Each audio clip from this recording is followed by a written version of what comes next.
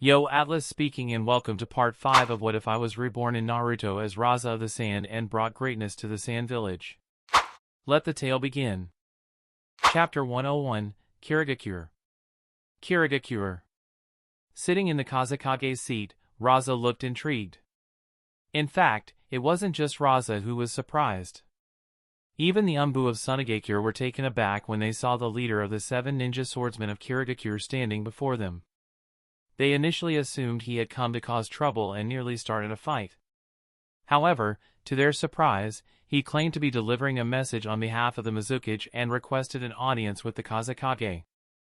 After reporting to Baki, Baki immediately sent someone to inform Rasa. I remember that Kirigakure and our Sonagakure have communication channels through the Umbu, don't we? It was almost an unspoken rule. Although the great nations were often at each other's throats, they maintained secret lines of communication behind the scenes. For a Kirigakure ninja to show up unannounced like this was reckless. It could easily spark a conflict between the two nations. Fuguki Suikazan grinned, revealing his shark-like teeth, and took out a scroll. His demeanor was calm as he spoke. This time, I bring a personal message from the Mizukage. Rasa seemed to understand something and gave Baki a look. Baki immediately walked over, took the scroll, inspected it, and, after confirming it was safe, handed it to Rasa. Upon opening it, Rasa found that the contents weren't particularly surprising. It was essentially a congratulatory message from the third Mizukage, acknowledging Rasa's ascension as the fourth Kazekage and expressing admiration for his 2 successful campaigns against Konogakure. Admittedly, the congratulations were a bit late since Rasa had been Kazekage for half a year already. Baki arranged for this Kirigakure ninja to rest in the village for a day. I'll give him my response tomorrow. Understood. Fuguki Suikazan nodded without objection. Shortly after the two left, Pakura and Michikawa arrived upon receiving the news. Michikawa remained composed, but Pakura immediately raised a question. I heard someone from Kirigakure has come to the village. This also highlighted that even the Umbu wasn't completely airtight when it came to information leaks. This was one of the reasons Rasa wanted to restructure the covert operations unit, since some intelligence could be shared, but some absolutely couldn't. Yes. He handed the scroll to them through Saramu. After reading it, Michikawa seemed to grasp the situation, while Pakura grimaced. What does this mean? Michikawa was the one to answer.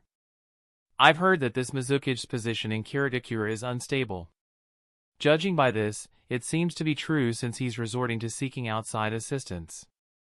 Pakura wasn't slow to catch on either and quickly realized the implications. Rasa also added another point. Regardless, a divided Kirigakure is beneficial to Sonagakure, isn't it? Michikawa nodded in agreement, while Pakura asked curiously. So how will you respond? Are you planning to cooperate with this Mizukage? A formal response will suffice. As for cooperation, let's wait until the Mizukage secures control over his own village. If he can't even trust his own Umbu and has to rely on the 7 ninja swordsmen to deliver messages personally, then what's the point of agreeing to an alliance?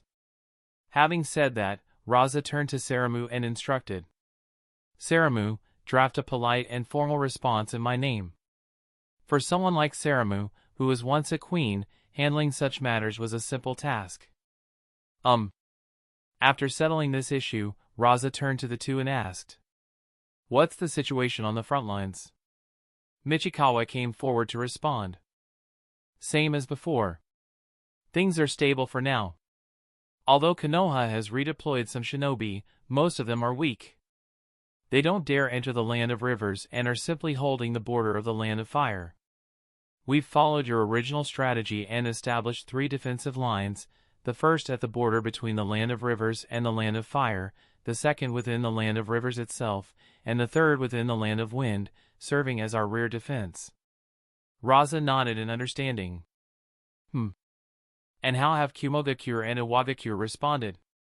Have they upheld our agreement by issuing missions to Sonagakure? Pakura let out a dismissive scoff. Because we crushed Konoha in the Land of Rivers, Kumogakure and Iwagakure think they don't need us anymore.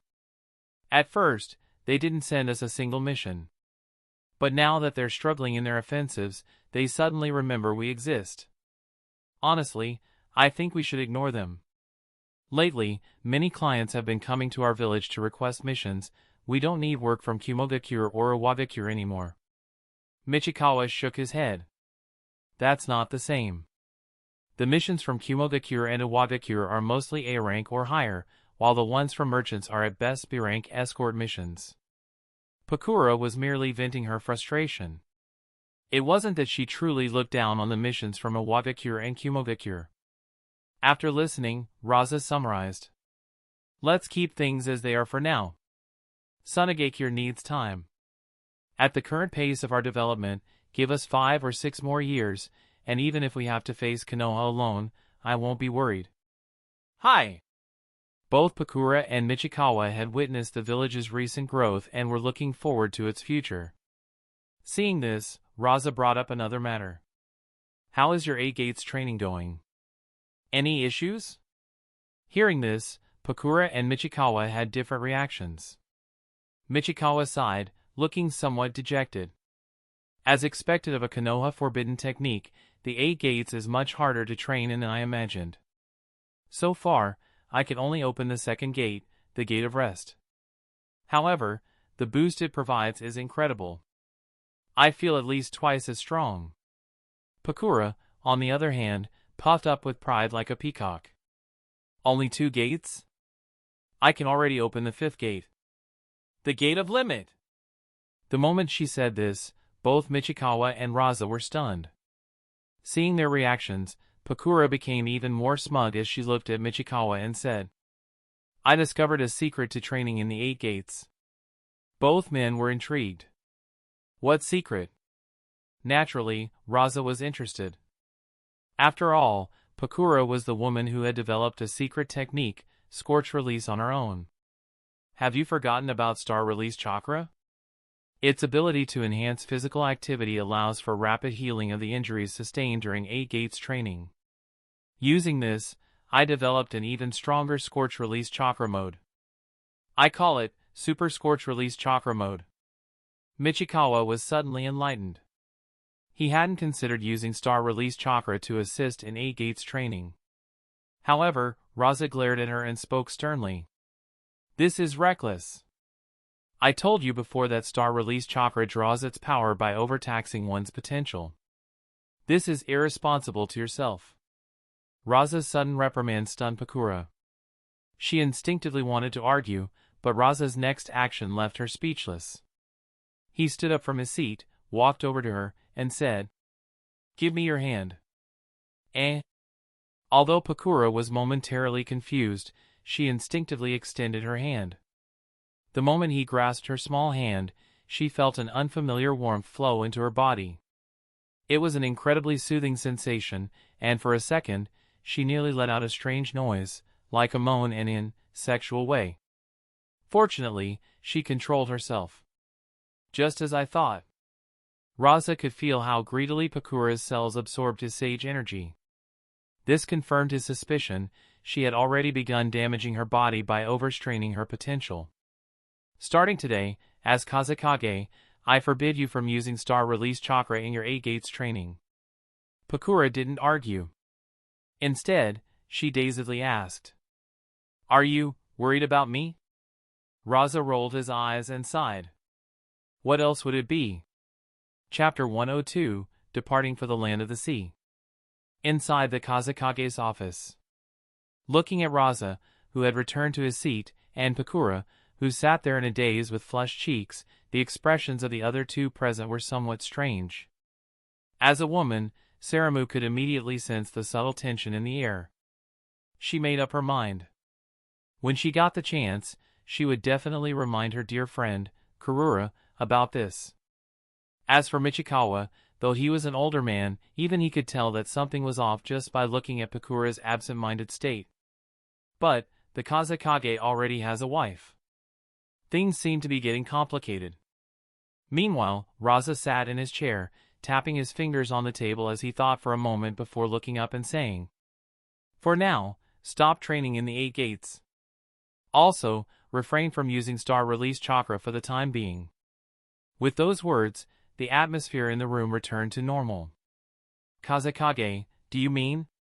Seeing Pakura still looking a bit lost, Michikawa decisively spoke up.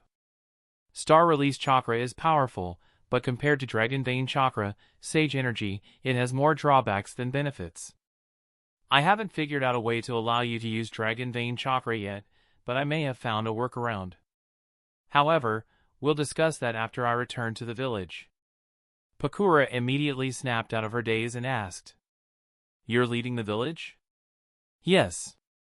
The Umbu have reported the possible discovery of an island inhabited by many giant creatures. I need to check it out and see if these creatures can be tamed as summoning beasts. If they can, Sonagakure may gain access to a large number of powerful summoning creatures." Both Pakura and Michikawa were surprised. However, wouldn't it be better to let the Umbu confirm it first? Pakura asked, her voice carrying a trace of concern. "No. If such a place truly exists, we must secure it for Sonagakure as soon as possible.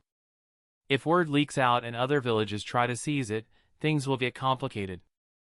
That's why I need to handle this personally. Do you need us to accompany you?" Pakura's last words carried her worries, but Rasa shook his head and sighed slightly. "No, I'll take the Umbu with me. Right now, the village still has too few shinobi capable of handling major responsibilities. Just in case, I need you both to stay here and respond to any situation that arises." 3 days passed quickly. In the vast desert of the Land of Wind, a massive caravan of camels moved slowly across the sands. This was the merchant convoy departing from Sonagakure, preparing to return to the Land of the Sea.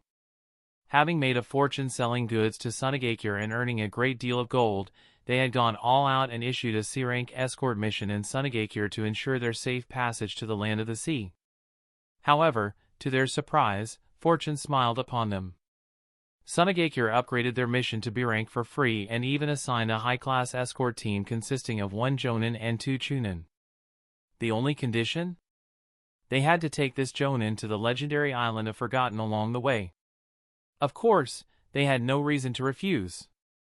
After all, while the waters around Forgotten Island were known to be dangerous, the shinobi from Sonagakure had reassured them that they didn't need to personally guide them there, hiring reliable sailors would suffice.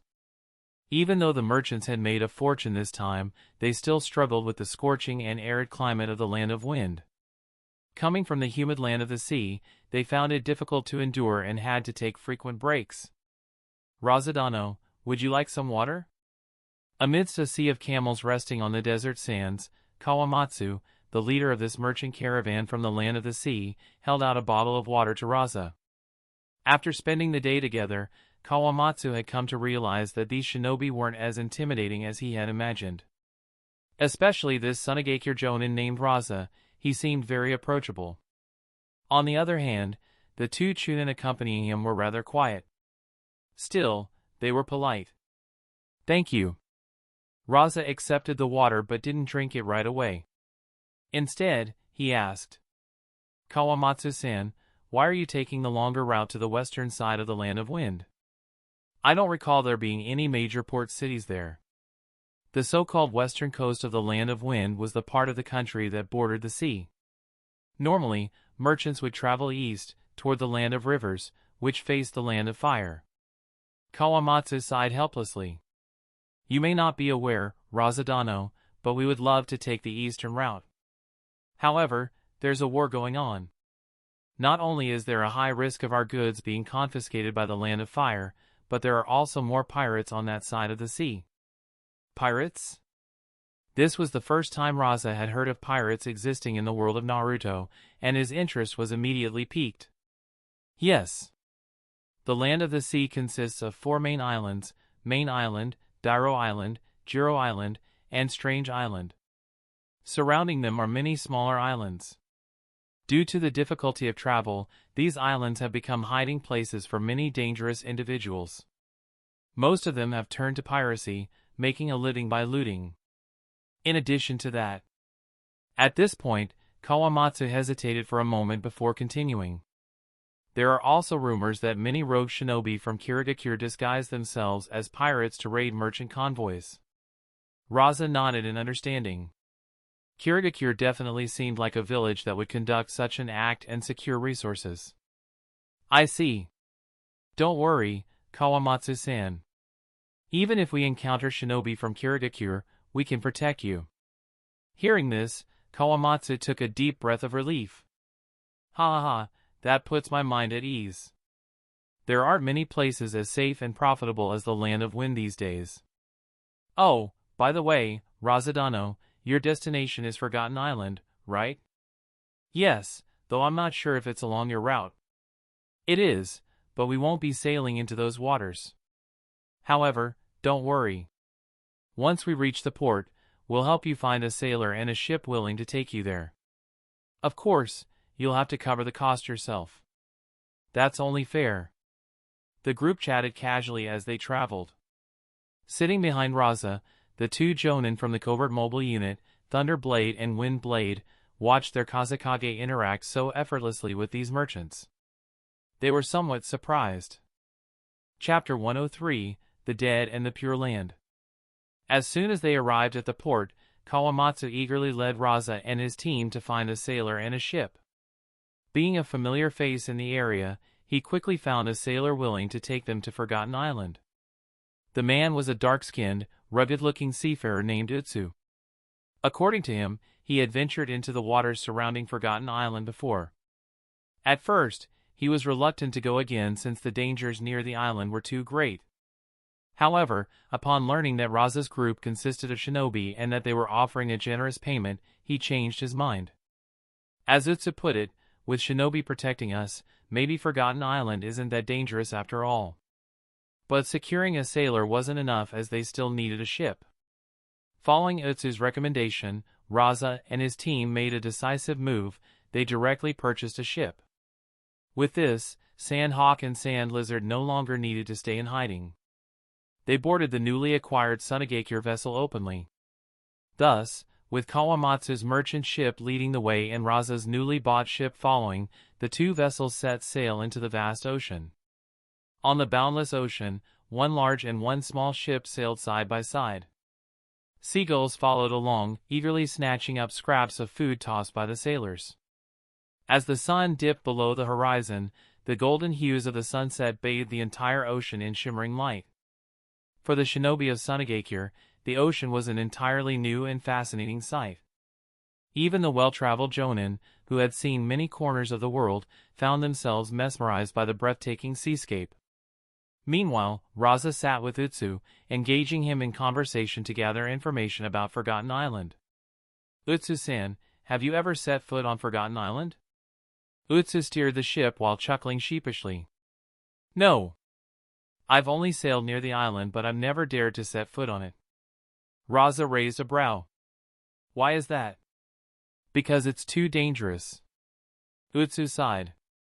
Razadano, you may not know this, but the storms around Forgotten Island aren't the only threats. The giant creatures living on the island have an extremely strong territorial instinct.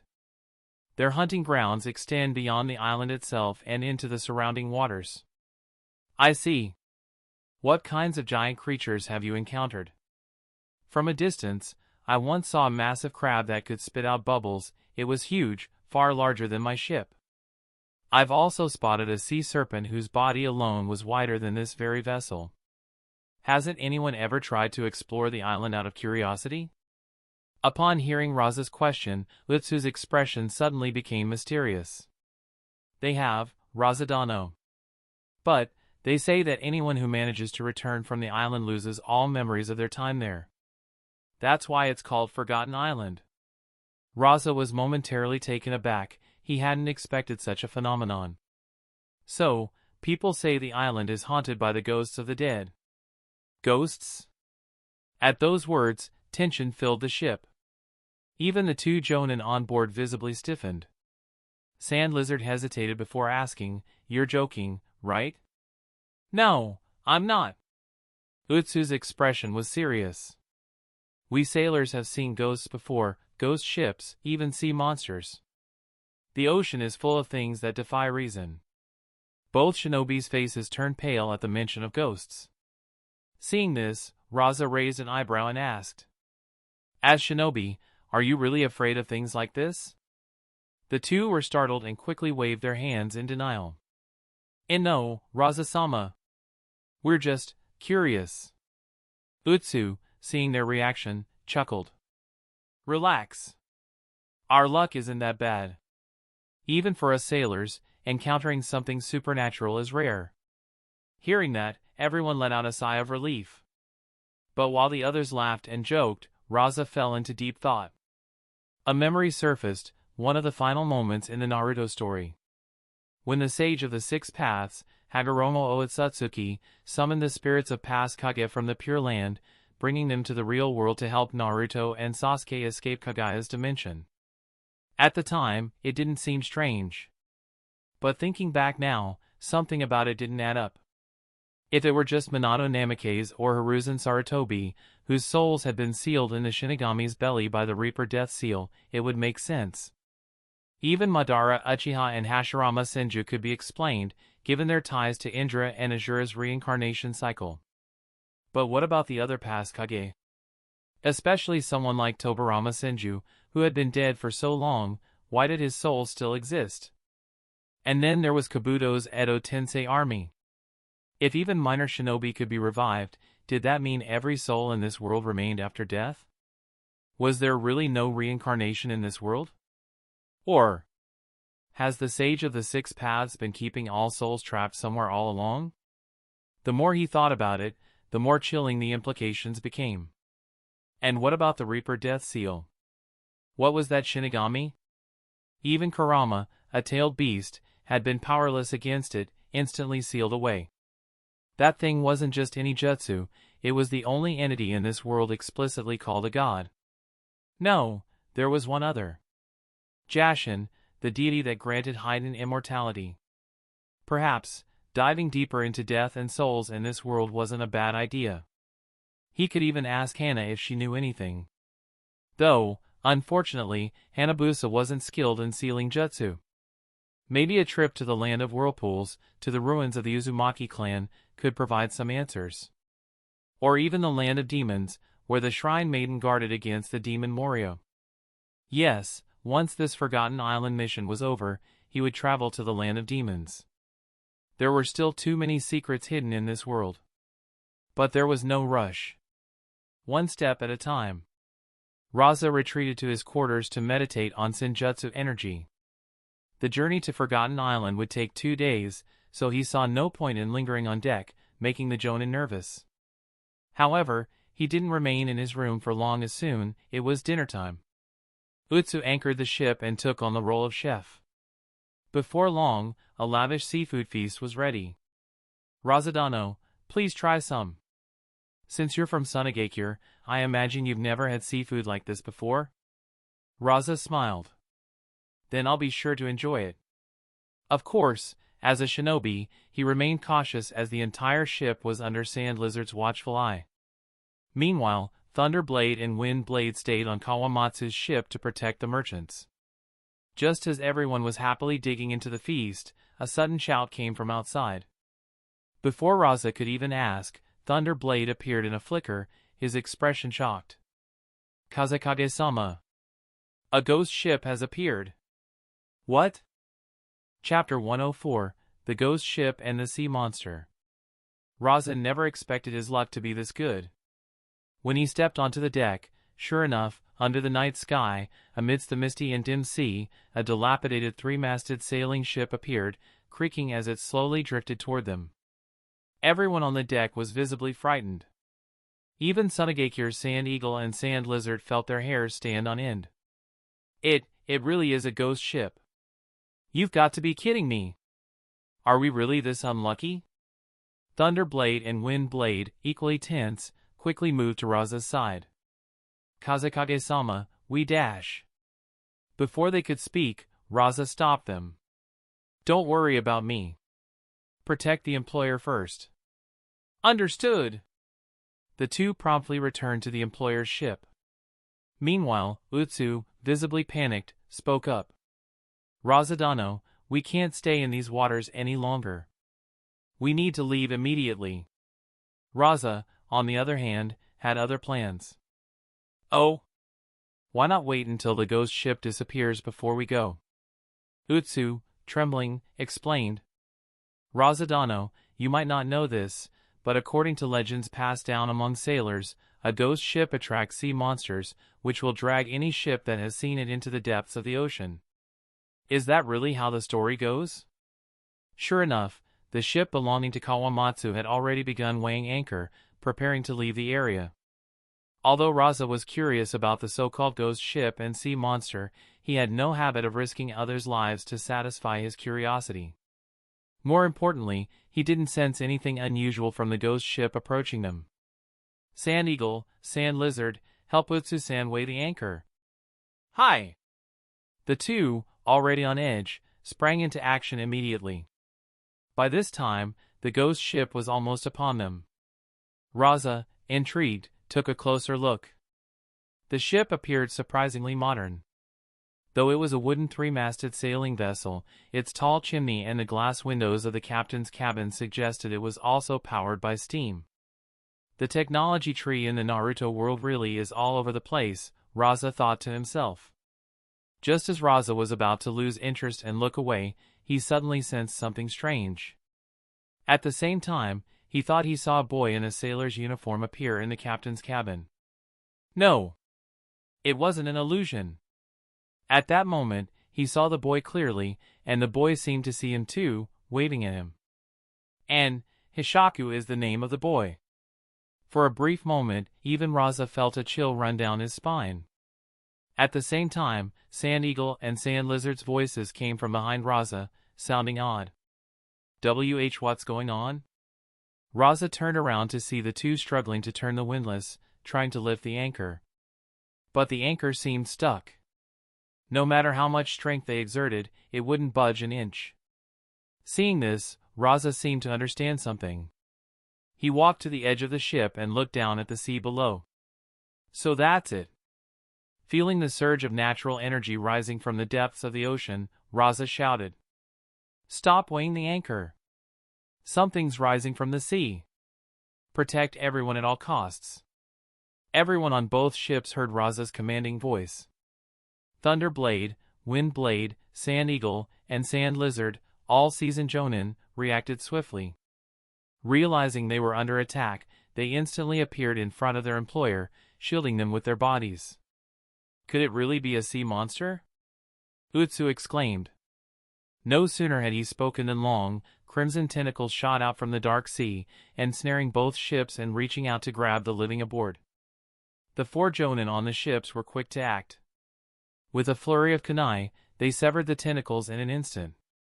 What kind of monster is this? Their question was soon answered. As the sea churned, a massive crab, as large as a mountain and covered in grotesque barnacles, emerged into view. The red tentacles were extensions of the barnacles on its back. So it's just a giant crab, though an exceptionally ugly one. The appearance of the colossal crab caused both ships to rock violently, teetering on the verge of capsizing. Its enormous claws opened wide, as if intending to split the ships in two. Rasa, of course, wouldn't let that happen. You four, protect the employer and Utsu. I'll handle this monster. Hi! Extend, Golden Dragon Staff. As the massive claw swung toward him, Rasa's golden dragon staff elongated in his hands, slamming into the crab's underbelly with tremendous force. Boom! The crab, as large as a hill, was sent flying back into the sea, creating waves several meters high. Seeing such a colossal sea monster being effortlessly repelled by Rasa, the terrified crew on the deck erupted into cheers. Incredible! As expected of a shinobi. Such a huge sea monster, defeated so easily. Rasa, however, felt a twinge of regret. From the feedback he received through his golden dragon staff, he could tell the crab's shell was incredibly tough. If it were a summoning creature, its defensive capabilities would likely render even A-rank ninjutsu useless. But it was just too repulsive. At that moment, countless red tentacles shot out from the sea once more, this time targeting Rasa directly. Humph. Rasa, sneering, tossed his golden dragon staff into the air. In an instant, it transformed into a sharp, spinning blade, controlled by his magnet release. Like a meat grinder, it sliced through all the incoming tentacles. The giant crab monster let out a deafening roar. It raised its scythe-like claws, one aiming to strike Rasa while the other targeted the ship. The crab's sturdy shell deflected Rasa's blade, sending it flying. Rasa couldn't let the monster destroy the ship. Losing their vessel at sea would be disastrous. In a flash, he vanished from his spot, the speed of his movement creating a sonic boom. When he reappeared, he was right in front of the giant crab. Boom! With a powerful kick, Rasa struck the crab's forehead, sending it flying once more. But this time, he didn't let it escape. The golden dragon staff returned to his hand, transforming into a long chain that coiled around the crab, binding it tightly. The monster roared, its massive claws flailing, but it couldn't break free. Rasa raised his right hand, and the Shikaku's spear materialized in his grasp. Thud! The spear shot straight into the crab's gaping mouth. Crimson blood gushed out, and the giant crab fell silent, lifeless. Cheers erupted from the deck once more. But Rasa's gaze turned toward the ghost ship. Thank you. A soft voice of gratitude echoed as the mist began to dissipate. The massive ghost ship slowly faded from view, disappearing into the horizon. Chapter 105, The Forgotten Island. For most of those who witnessed the events of that night, it was a tale that would be passed down through generations. A ghost ship, a sea monster, and a powerful shinobi, it was a story that contained all the essential elements of a maritime legend. Even decades later, sailors would likely still recount this tale. But for Rasa, the protagonist of this story, things were not so simple. As he watched the ghost ship disappear and heard the faint voice of gratitude, his brow furrowed slightly. A coincidence? Rasa didn't believe in such things.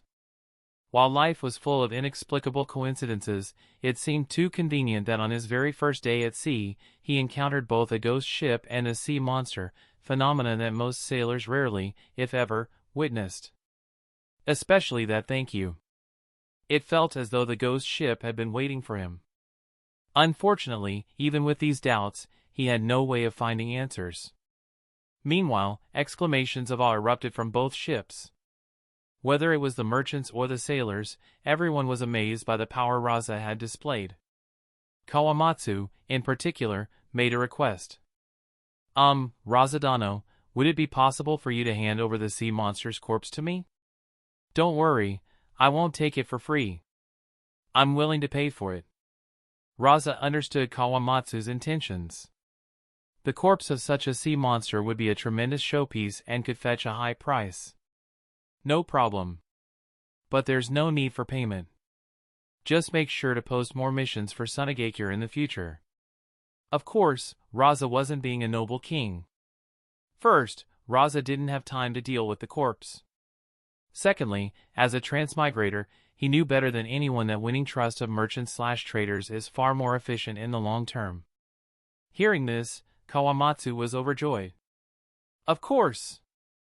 From now on, all our escort missions will be entrusted to Sonagakure.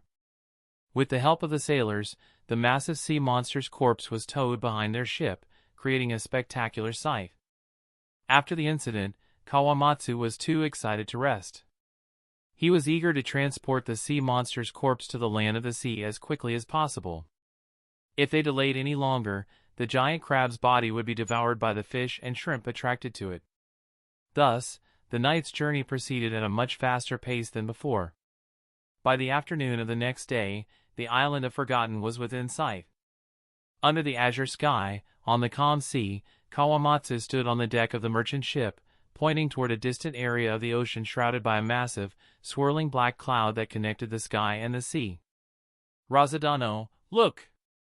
That's the sea where the island of Forgotten is located. Thank you, Kawamatsu-san. From here, Thunderblade and Windblade will escort you back to your country. Rest assured, since their skills are more than sufficient. Having received the giant sea monster's corpse for free, Kawamatsu was in high spirits. No problem at all. I have complete faith in the abilities of Sonagakure's shinobi. This ship will return here in about 3 or 4 days after dropping us off. At that time, Thunder Blade and Wind Blade can reunite with you, Rasa. Thank you. With that, the two parties bid farewell, and Rasa returned to his smaller vessel. Now, Utsu-san, the rest is up to you. Leave it to me. As Utsu took the helm, the two ships adjusted their courses. The single-masted sailboat Rasa had purchased headed straight toward the ominous, dark clouds. As soon as the sailboat entered the area shrouded by the black clouds, fierce winds began to whip across the sea. Rasa instantly felt the raw power of nature. The wind here, which could easily be classified as an A-rank wind release ninjutsu, was merely a fraction of the countless storms that raged across the ocean. Lightning flashed within the black clouds, each bolt rivaling the power of the lightning release, Kirin. Boom! Fortunately, everyone on the ship was prepared. Under Utsu's guidance, each person performed their duties, and the ship soon entered the heart of the storm. Instantly, the wind and lightning grew even more violent. The sea churned with waves that reached dozens of meters high. The small boat Rasa and his team had purchased was tossed around like a leaf, mercilessly battered by the raging sea. Even for Jonin with chakra-enhanced abilities, falling into such turbulent waters would likely mean certain death. Torrential rain poured down, drenching everyone and making it feel as though they were submerged in a watery world. Crash! Utsu-san, how much longer until we get through this storm? Rasa asked, completely soaked, as he struggled to maintain his balance. Utsu checked their position. About an hour, Rasa. As long as the ship holds up, we'll make it. Understood. Rasa chose not to use any ninjutsu to protect the ship. Although he had awakened the power of Wood Release, he had no intention of revealing it. In this world, Wood Release held a significance that was far too special. If exposed, the chain reaction could turn Sonagakure into an enemy of the entire shinobi world. Currently, only one person in Sonagakure knew about Rasa's Wood Release, Hana. Thankfully, the ship they had purchased, as per Utsu's recommendation, was of excellent quality. Even in the face of such a violent storm, it remained sturdy and resilient. After enduring the storm for over an hour, the black clouds ahead began to thin. Utsu, seeing this, shouted with relief. Rasa, we've made it through. This news reinvigorated the exhausted sand lizard and sand eagle, who eagerly looked toward the horizon. As the black clouds gradually dissipated, a golden sea came into view. At the center of the sea stood a massive volcanic island, its peak emitting white steam. Is this the island of Forgotten? Sand lizard and sand eagle, who had swallowed more than their fair share of seawater, let out a sigh of relief, their faces pale. As land-dwelling shinobi, they never wanted to experience such a maritime ordeal again. Rasa, on the other hand, calmly walked to the bow of the ship, extending his senses toward the distant island. Sure enough, the island was rich in natural energy, though not as concentrated as the dragon vein chakra. It emanated from the volcano's crater, spreading across the entire island.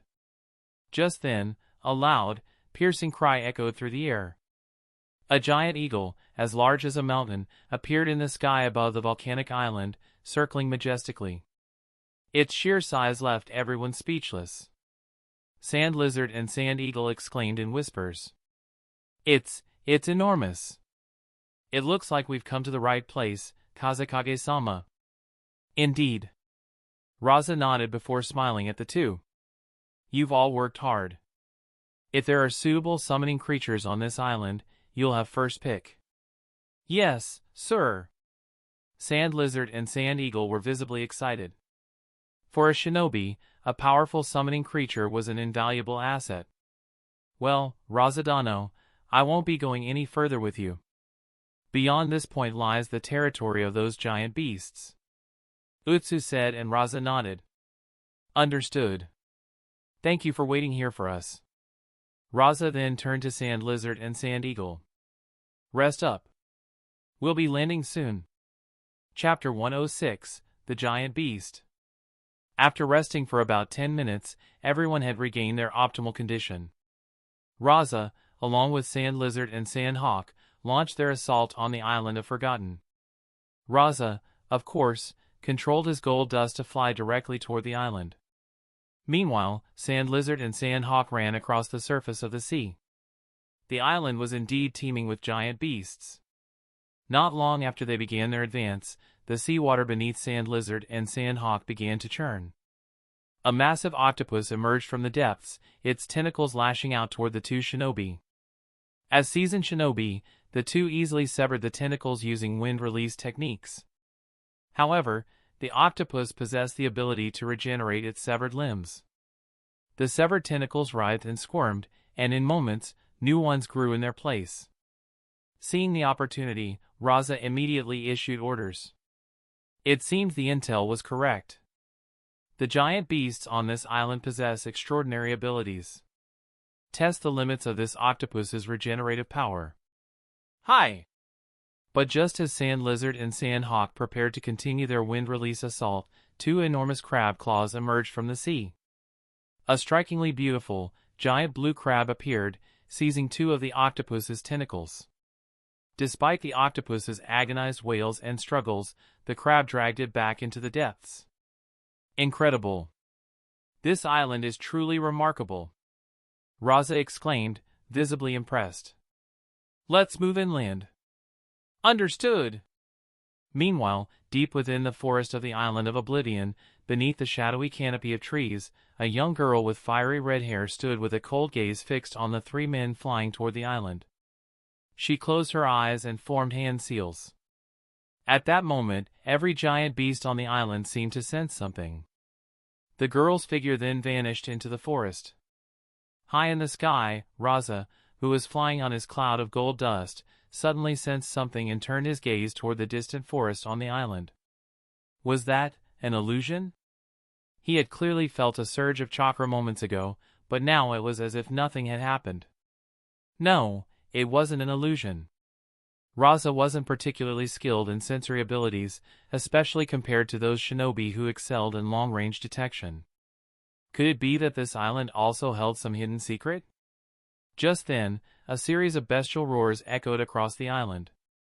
Roar! The sound was so loud that everyone heard it, and an ominous feeling washed over them. What's going on? Before the three could comprehend what was happening, they saw a giant eagle, which had been circling above the island, suddenly dive toward them. Watch out!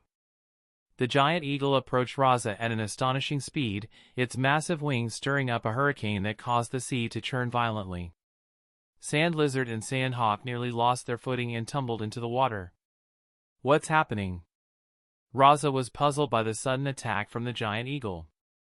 As his subordinates, Sand Lizard and Sand Hawk immediately stepped forward. Kazekage-sama, leave this to us. But just as the two began to form hand seals, the giant eagle's lantern-like eyes emitted rippling waves of energy.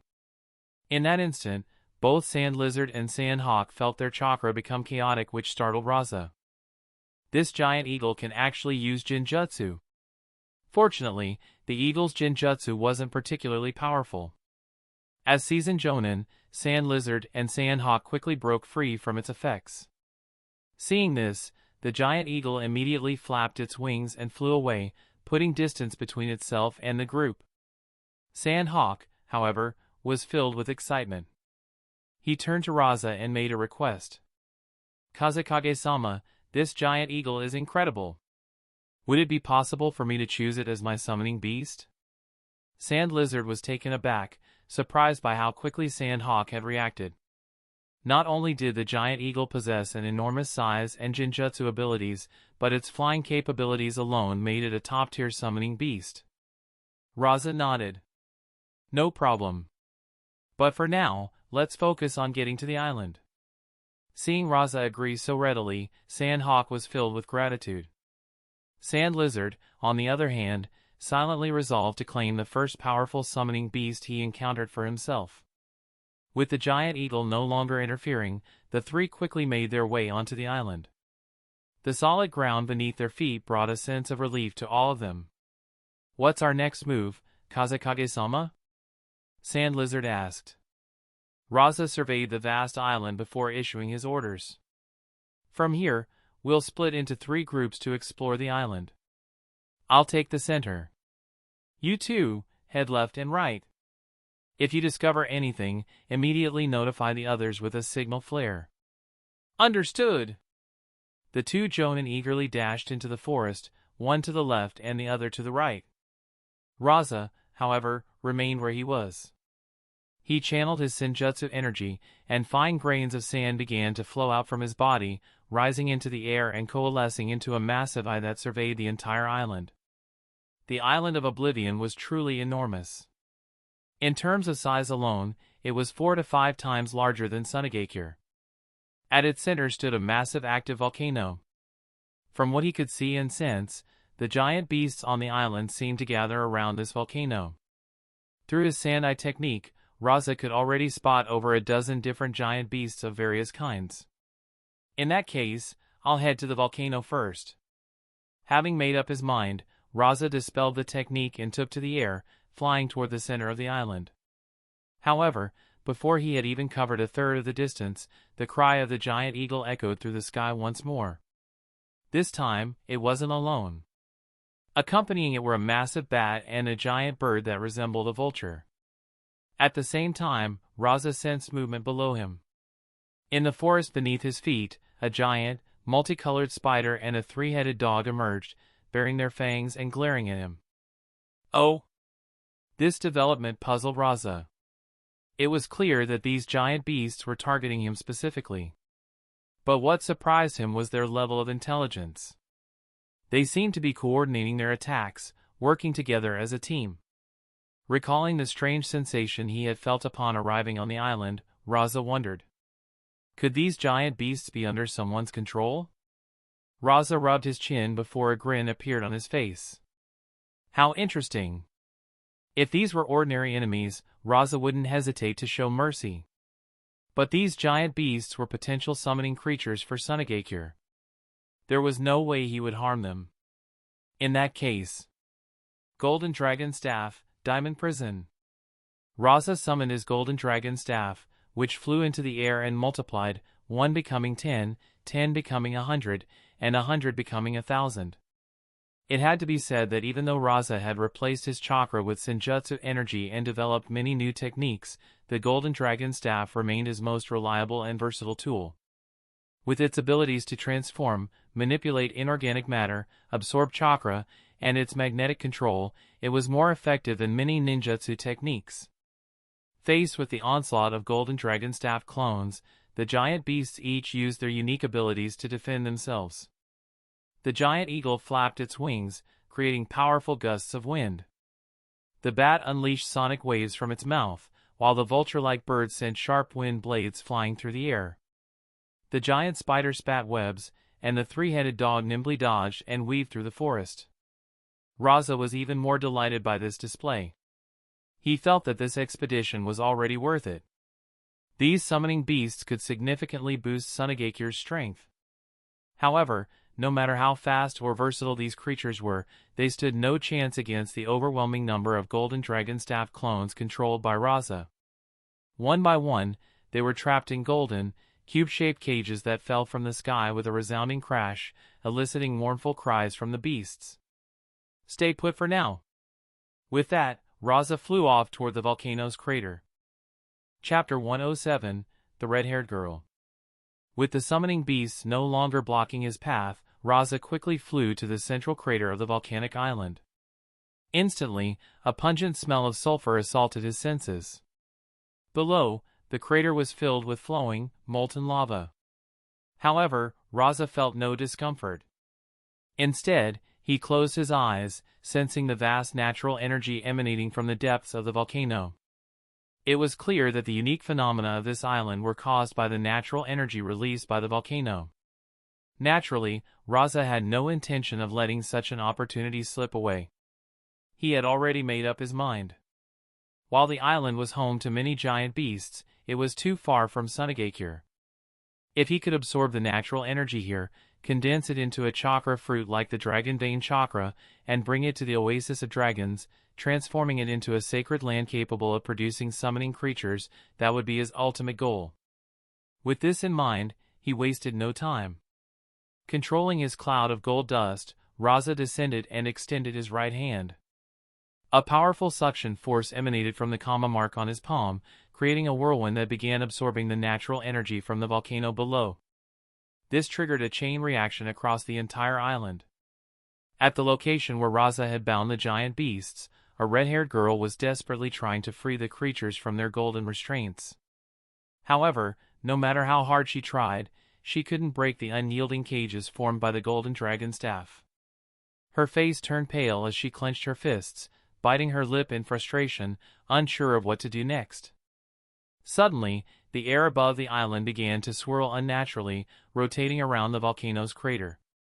The dark clouds surrounding the island churned violently. The red-haired girl's pupils contracted sharply. She clasped her hands together, sensing the changes occurring across the island. Her body trembled. In that moment, it seemed as though countless thoughts raced through her mind. Finally, she gritted her teeth and sprinted toward the volcano. Compared to the dense, concentrated natural energy of the dragon vein, the natural energy of the forgotten island was much more dispersed. As a result, Rasa's absorption process was slower. Although Rasa had suspected that the giant beasts on the island were being controlled by someone, he was still taken aback when he saw the girl approaching. "Stop!" A red-haired girl emerged from a cave within the volcano's crater. She wore a beautiful purple sleeveless kimono, tied with a long, flowing ribbon. Her face was filled with anxiety as she shouted at Rasa. Rasa was surprised but slowly retracted his right hand, studying the barefoot girl with curiosity. So, the giant beasts on this island are indeed being controlled by someone. And that someone is you? The sheer power radiating from Rasa made the girl tremble, but she mustered her courage and said through gritted teeth, "This island doesn't welcome outsiders like you. Leave now!" As she spoke, she formed hand seals, ready to attack if necessary. Rasa, of course, paid no heed to her threat. Instead, he was intrigued by the immense chakra he sensed flowing within her. Interesting. Just moments ago, the girl seemed like an ordinary person, but now she was radiating a chakra reserve so vast that even Kage-level shinobi might not possess it. Suddenly, Rasa noticed the girl's strikingly red hair, and a look of pleasant surprise crossed his face. "You're from the Uzumaki clan?" The moment these words left his mouth, the girl's expression changed drastically. Without hesitation, countless golden chains shot out from behind her, binding Rasa's arms and body. This was the power capable of sealing even-tailed beasts. At that moment, Rasa felt the flow of his Sage Mode energy slow down significantly. Adamantine sealing chains. Rasa's face lit up with even greater excitement. "You really are from the Uzumaki clan." This was an even greater surprise than the summoning beasts on the island. Moreover, judging by the fact that this girl, only 14 or 15 years old, could use the adamantine sealing chains, her sealing techniques must be exceptionally powerful. The girl, however, grew even more tense upon hearing Rasa's words. The golden chains binding Rasa tightened further. Rasa made no attempt to resist, allowing the sealing chains to restrain him. He sensed no killing intent in the girl's gaze, only nervousness and anxiety. "There's no need to be nervous. I mean you no harm. What's your name?" To Rasa's question, the girl remained silent, her eyes only growing more wary. Seeing this, Rasa continued to explain. "My name is Rasa. I'm the Fourth Kazekage of Sonagakure, the hidden sand village, in the land of wind." At this, the girl froze, then took a few steps back in panic, her sealing technique faltering slightly. Rasa didn't struggle. Instead, he said calmly, "You don't need to fear me. I bear no ill will toward the Uzumaki clan. In fact, not long ago, I saved a girl from the Uzumaki clan in the land of grass. Her name is Hana. Do you know her?" "What? Hana?" It was clear that the girl knew Hana. At the mention of the name, her expression became urgent, but her hands remained firmly clasped, showing that she still didn't fully trust Rasa. Seeing this, Rasa recounted the events that had taken place in the land of grass, portraying himself as the hero who had rescued Hana. Hana now lives in Sonagakure. She's doing well and has even become a student of our village elder, Chiyo-sama, learning medical ninjutsu. The girl's expression grew complex, a mix of emotions flickering across her face as she struggled to decide whether to believe Rasa. I have no reason to lie to you. You should understand that while the Uzumaki clan's sealing techniques are indeed formidable, they're not enough to defeat me.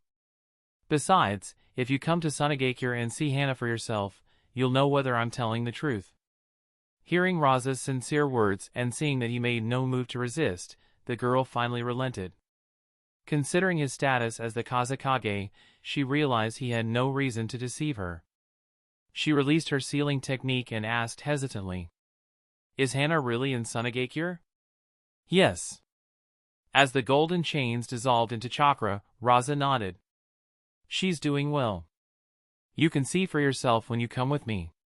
Now, can you tell me your name?" "Anoka." The girl replied coldly, her gaze steady. "But I never agreed to go to Sonagakure." Rasa, of course, wasn't about to let this opportunity slip away. He spoke earnestly. "Anoka, is it? Then, as the Kazekage of Sonagakure, I formally invite you to our village. I assume you're the only one on this island, right? Don't you want to live with your family?" Chapter 108, Anoka. A flicker of emotion passed through Anoka's eyes, but it was quickly replaced by cold indifference. "I think I'm fine on my own. The only reason you're inviting me is because you want the power of the Uzumaki clan, right? What, isn't Hana enough for you?" Rasa could tell that, unlike the shy and reserved Hana, this girl named Anoka was strong-willed and independent. Growing impatient, he didn't try to hide his intentions. "You're right. I do need the power of the Uzumaki clan. But I'm also genuinely inviting you to join Sonagakure. Hana isn't skilled in sealing techniques, which is why she chose to study medical ninjutsu instead." Anoka finally looked at Rasa with a serious expression. "It seems Hana really is in Sonagakure." Noticing Rasa's confusion, Anoka explained. "Among the Uzumaki clan, ninjas are divided based on their talents. Some become sealing specialists, while others become medical ninja. Hana had exceptional talent in medical ninjutsu, so the clan leader didn't have her learn sealing techniques." "Semi-sage body, I see. But why are you alone on this island?" Anoka's expression darkened. 5 years ago, Uzumaki was attacked by Kirigakure. To preserve the Uzumaki bloodline, the clan leader secretly sent away some of the most talented members. The ship I was on encountered a storm at sea. When I woke up, I was on this island." Rasa offered his condolences. "I'm sorry for your loss. But things will get better in the future." Hearing such gentle words, Anoka gave Rasa a surprised look. Then, remembering something important, she asked, "What were you doing earlier? I could sense the natural energy of this island changing. If I'm not mistaken, you were absorbing it." This surprised Rasa. "Yeah, this girl might just have that skill. You can sense natural energy too? Or is this something all Uzumaki can do?" Perhaps Rasa's earlier kindness had softened her guard. Anoka explained. "Sensing natural energy is a prerequisite for learning sealing techniques in the Uzumaki clan. Our sealing techniques are different from others. They don't rely solely on chakra but also incorporate natural energy." This piqued Rasa's curiosity. He decided to probe further. "Can you sense the natural energy within me?" Anoka shook her head, looking puzzled. She seemed to stare at him for a couple of seconds before raising a brow. "I thought you were using a sealing technique to block my sensing abilities." Rasa chuckled and shook his head. "No. I'm not using any technique. But Hana was able to sense the natural energy within me." Anoka was even more surprised. Now, it was her time to be surprised by Rasa's ability. "That's impossible, unless Hana has awakened the mind's eye of the Kagura." "Mind's eye of the Kagura?" Rasa looked surprised, but of course, he wasn't going to blurt out the effects of this ability. He wanted Anoka to explain it. Also, he wasn't that familiar with that power since he had forgotten some of the details from the anime. Yes, it's the highest sensory ability of the Uzumaki clan. It allows the user to sense not only chakra and natural energy but also the emotions of others. Emotions? Rasa raised a brow, to which Onoka nodded, willing to elaborate. Yes, emotions are a form of energy too. Hatred, kindness, affection, killing intent. People can hide their appearances and suppress their chakra, but their emotions cannot be concealed. Wait, no. At this point, Onoka realized she had said too much. You still haven't told me what you were doing earlier. Why did you come to this island? As you saw, I was indeed absorbing the natural energy of this island. I was curious about why this place has so many giant creatures suitable for becoming summoning beasts and what makes the natural energy here so unique. I came here for these creatures. Sonagakure needs summoning beasts. This didn't surprise Onoka. She simply snorted coldly. But do you know that without this natural energy, the island will lose its protection? These giant creatures will be exposed to the entire shinobi world. Do you understand the consequences of that? At this moment, Onoka scolded Rasa as if he weren't one of the most powerful shinobi in the world, but just an ordinary man. Given Rasa's temperament, he didn't take offense at a young girl's words. Instead, he responded kindly. Now that you've told me, I know. Onoka was momentarily speechless. Rasa, however, turned the question back to her. Do you love this island? Onoka's expression softened. The giant creatures on this island may look terrifying, but they're gentle at heart. If it weren't for their care over the past 5 years, I might have died here. I see. It seems these creatures are indeed very intelligent. Rasa then looked at Onoka with a serious expression. Unfortunately, because Sonagakure truly needs summoning beasts, I can't give up on this island or its creatures. However, I can promise you, as the Kazekage, that Sonagakure shinobi will not force these creatures to become summoning beasts unless they gain their consent. If you're willing, I can grant you the authority to oversee this. Onoka's eyes widened in surprise as she looked at Rasa. Of course, it was better than forcing her or killing her right now. Slowly, she said. You're very different from the Kazekage I imagined. Oh? What did you imagine I'd be like? Like most men, overbearing, rude, and self-centered. Rasa was speechless this time, but he couldn't bring himself to argue with a young girl. However, since he couldn't take the island's natural energy with him like the dragon vein chakra, he had to consider other options. After thinking for a moment, Rasa raised a question. Was it you who made those giant creatures attack me? Onoka stiffened, but sensing that Rasa wasn't angry, she explained. I just wanted you to leave the island. I see. So, is it also you who made people who leave the island lose their memories? Yes, I can use sealing techniques to erase their memories of this island. At this moment, Rasa chuckled. That means your sealing techniques are truly impressive. What are you trying to say? Onoka seemed impatient, so Rasa didn't waste any time. I'm not skilled in sealing techniques or summoning techniques, so this is just an idea. Whether it's feasible depends on you. Do you know about the reverse summoning technique?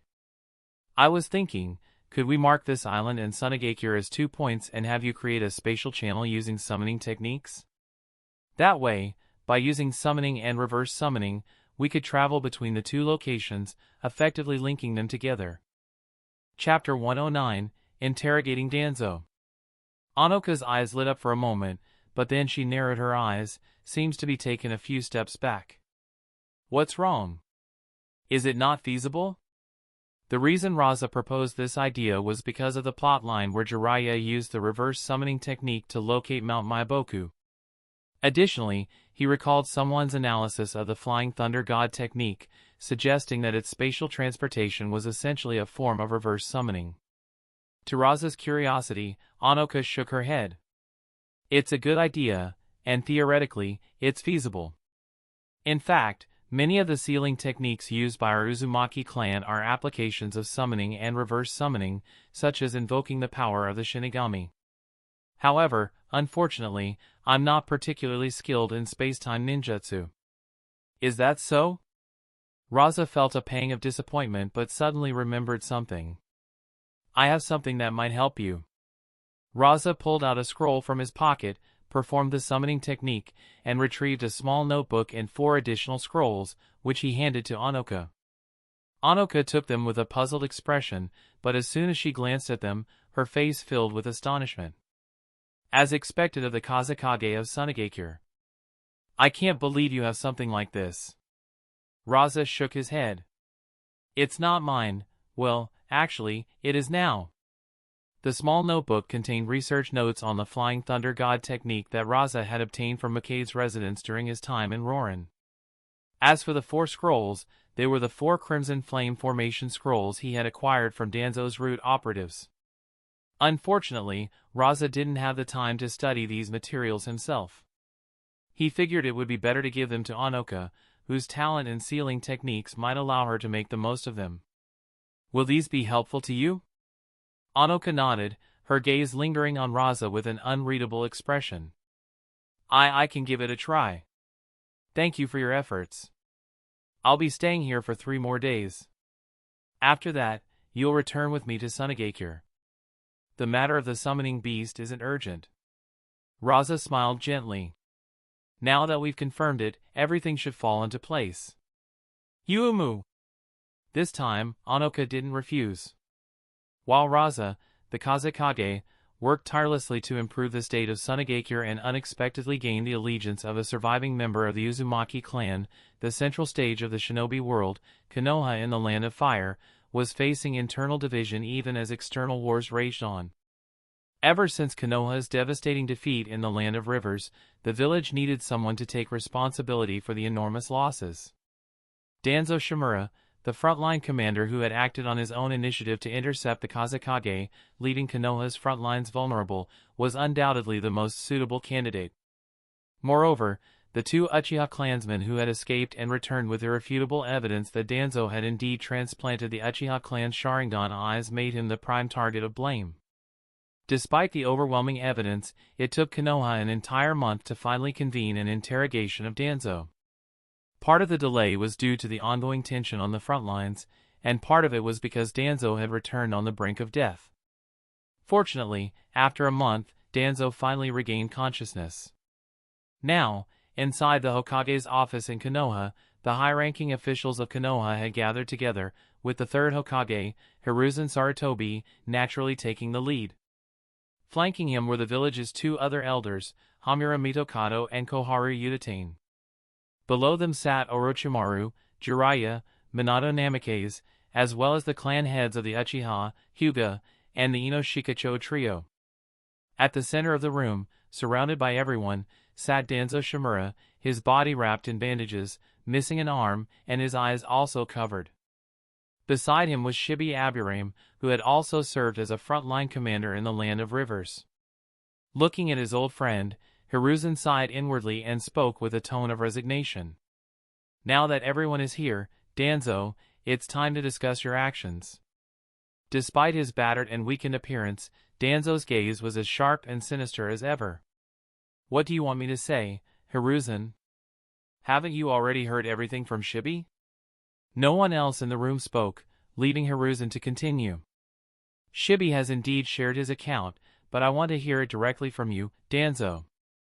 I also want to know the details of your battle with the Kazekage of Sonagakure.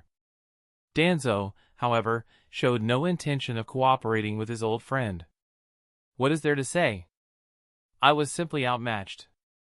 The results are clear for all to see. My arm and I were taken, and even my summoning beast was lost. Danzo couldn't elaborate further, as too many secrets were at stake. The forbidden techniques he had traded for his life, the use of his Izanagi, and Kagami's Mangekyo Sharingan, all of these were things that could never be revealed. Fortunately, the only ones who knew these secrets in Konoha were himself and Orochimaru. Seeing Danzo's lack of cooperation, Hiruzen's expression grew stern. Danzo, do you understand the extent of the losses the village has suffered due to your reckless actions? Danzo's icy gaze swept across the room as he responded. Losses? Let me ask all of you here, if you had received the same intelligence, wouldn't you have made the same decision? The significance of a surviving member of the Uzumaki clan should be clear to everyone. Not only do they possess the Uzumaki's sealing techniques, but allowing Sonagakure to create a new Jinchuriki would be unacceptable for Konoha in its current state. Had my plan succeeded, it would have broken the deadlock we're in. I simply failed, that's all. His words left the room in silence. While no one could openly criticize Danzo from the perspective of the village's greater good, it was clear that he had been outmaneuvered by the Kazekage. Koharu Udatane, another of Danzo's old friends, spoke up. While victories and defeats are common on the battlefield, Danzo, the losses this time were too great. Though her words seemed critical, they subtly shifted the blame away from Danzo, a nuance that didn't escape the notice of the more perceptive individuals in the room. Orochimaru smirked coldly, while Jiraiya and Minato turned their foreheads. The clan heads also wore uneasy expressions. Finally, Fugaku Uchiha, the head of the Uchiha clan, could no longer hold back. Then, Elder Danzo, how do you explain your unauthorized theft and transplantation of our Uchiha clan Sharingan? Danzo glanced at Fugaku with disdain, his tone unyielding. Explanation? What explanation do you want? Danzo knew all too well the weakness hidden beneath Fugaku's stern exterior, a man known as the fierce tiger of Konoha. True to Danzo's expectations, Fugaku was momentarily stunned before erupting in anger. However, his fury was quickly quelled by Danzo's next words. Since you've asked, I'll tell you plainly. Even during Tobirama-sensei's time, research into your Uchiha clan Sharingan had already begun. Chapter 110, Traces of the Snake. Danzo's blunt statement sent shockwaves through the room. Not only did Fugaku Uchiha's expression darken, but the faces of everyone present also turned grim. Hiruzen Sarutobi, seeing the mess Danzo had stirred up, could only try to smooth things over. He turned to Fugaku with an apologetic look. Fugaku, what Danzo said is true. However, please rest assured that this was not done out of personal interest but for the sake of the village. Even the research into First Hokage-sama's cells was initiated by Tobirama-sensei. After numerous failures, I ordered a halt to the experiments. I never expected Danzo to. Seeing the anger and humiliation on Fugaku's face, Hiruzen knew that if this topic continued, it would lead to serious trouble. He decisively cut it short. Danzo, due to your unauthorized research into First Hokage's cells and the Sharingan, as well as your failure in the battle against Sonagakure, you are hereby stripped of all your authority within the village. You will also step down as the leader of Root. Danzo did not argue. For him, this was already the best possible outcome. The village has suffered tremendous losses this time, and I take full responsibility. I am willing to bear the consequences. That said, I have a proposal that could alleviate the current crisis facing the village. Everyone except Fugaku turned to Danzo with curiosity. Danzo's eyes burned with hatred as he spoke. We can inform Kumogakure, Iwagakure, and even Kirigakure about the loss of my arm. As soon as Danzo finished speaking, the room erupted in murmurs of understanding. Only Fugaku's expression grew more humiliated.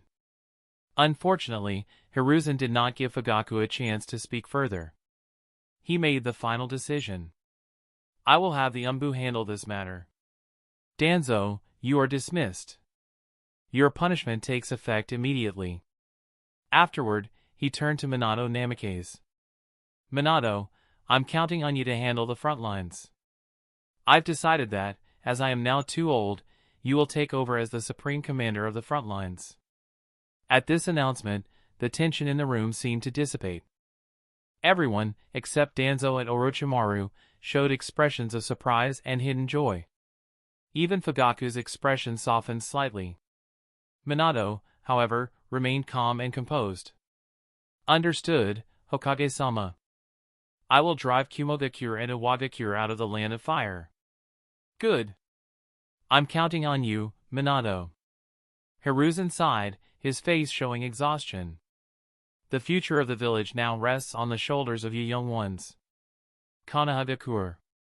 In the dark forest where Root was headquartered, Danzo and Orochimaru walked slowly through the shadows. Orochimaru's signature eerie voice broke the silence. He.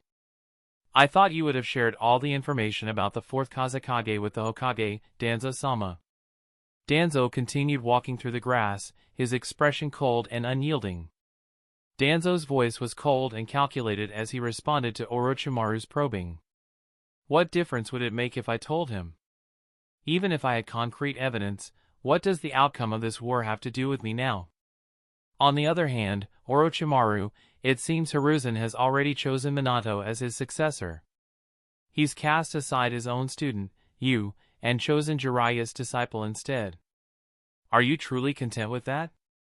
Orochimaru's snake-like pupils narrowed, and he let out a chilling laugh. I don't share your particular obsession with the title of Hokage, Danzo-sama. For a moment, the two fell into silence. After a long pause, as they approached the entrance to the root base, both men stopped walking. Danzo turned to Orochimaru, his expression icy. Root was built from the ground up by me. Hiruzen's words alone cannot strip me of my authority. Right now, Root's spies have infiltrated Sonagakure and are close to the Kazekage's wife. Once we confirm that the Kazekage truly possesses the ability to steal others' bloodline limit, we can make our move. But I can't do this alone, Orochimaru. I need your power. Orochimaru raised an eyebrow, his voice dripping with mock curiosity. Oh? So Danzo-sama hasn't given up yet? Danzo's gaze sharpened. It's not just me who hasn't given up, is it, Orochimaru? Aren't you curious about the Kazekage's strange abilities? Even Shodame-sama's cells were suppressed by that power. Orochimaru's lips curled into a strange smile, but he said nothing. Danzo, seeing this, felt confident that he had Orochimaru's cooperation. I'll notify you when I have more information.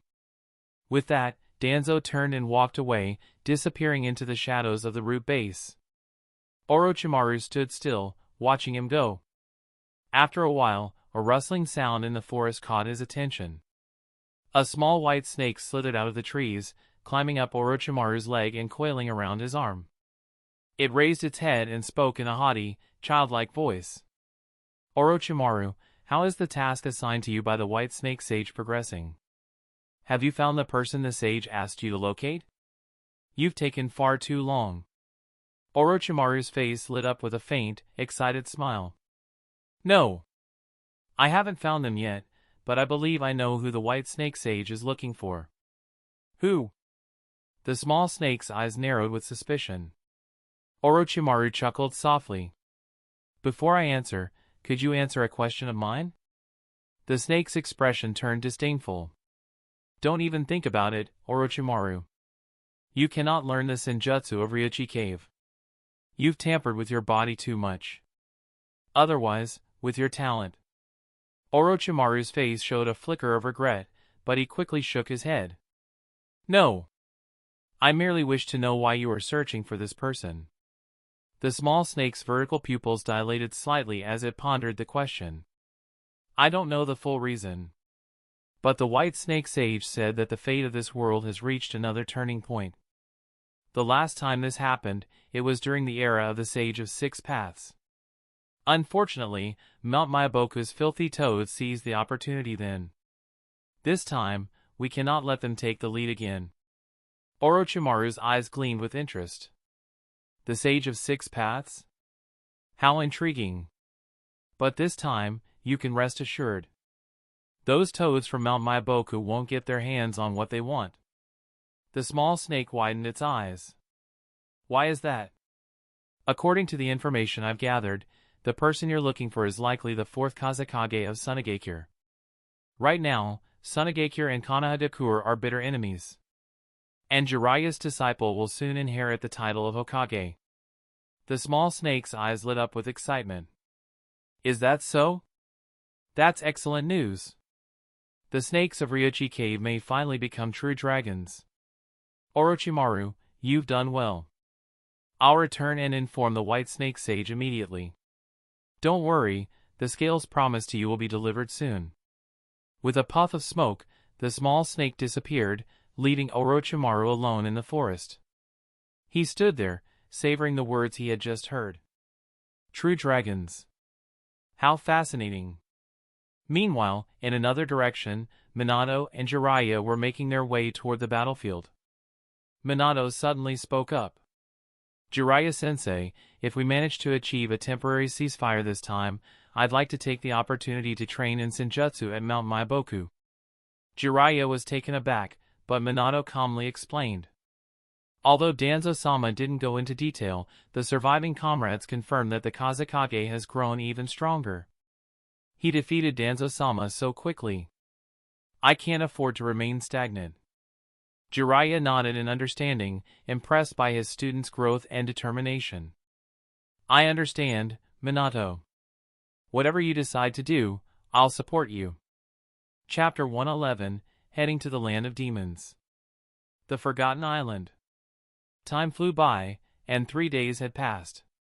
During these 3 days, everyone on the Forgotten Island had been very busy. Anoka was studying the Flying Thunder God technique and the 4 violet flames formation that Rasa had given her. Sand Lizard and Sand Eagle were busy taming the summoning beasts they had their eyes on, while Rasa was researching the natural energy of the island. In fact, the process of taming a summoning beast was relatively simple.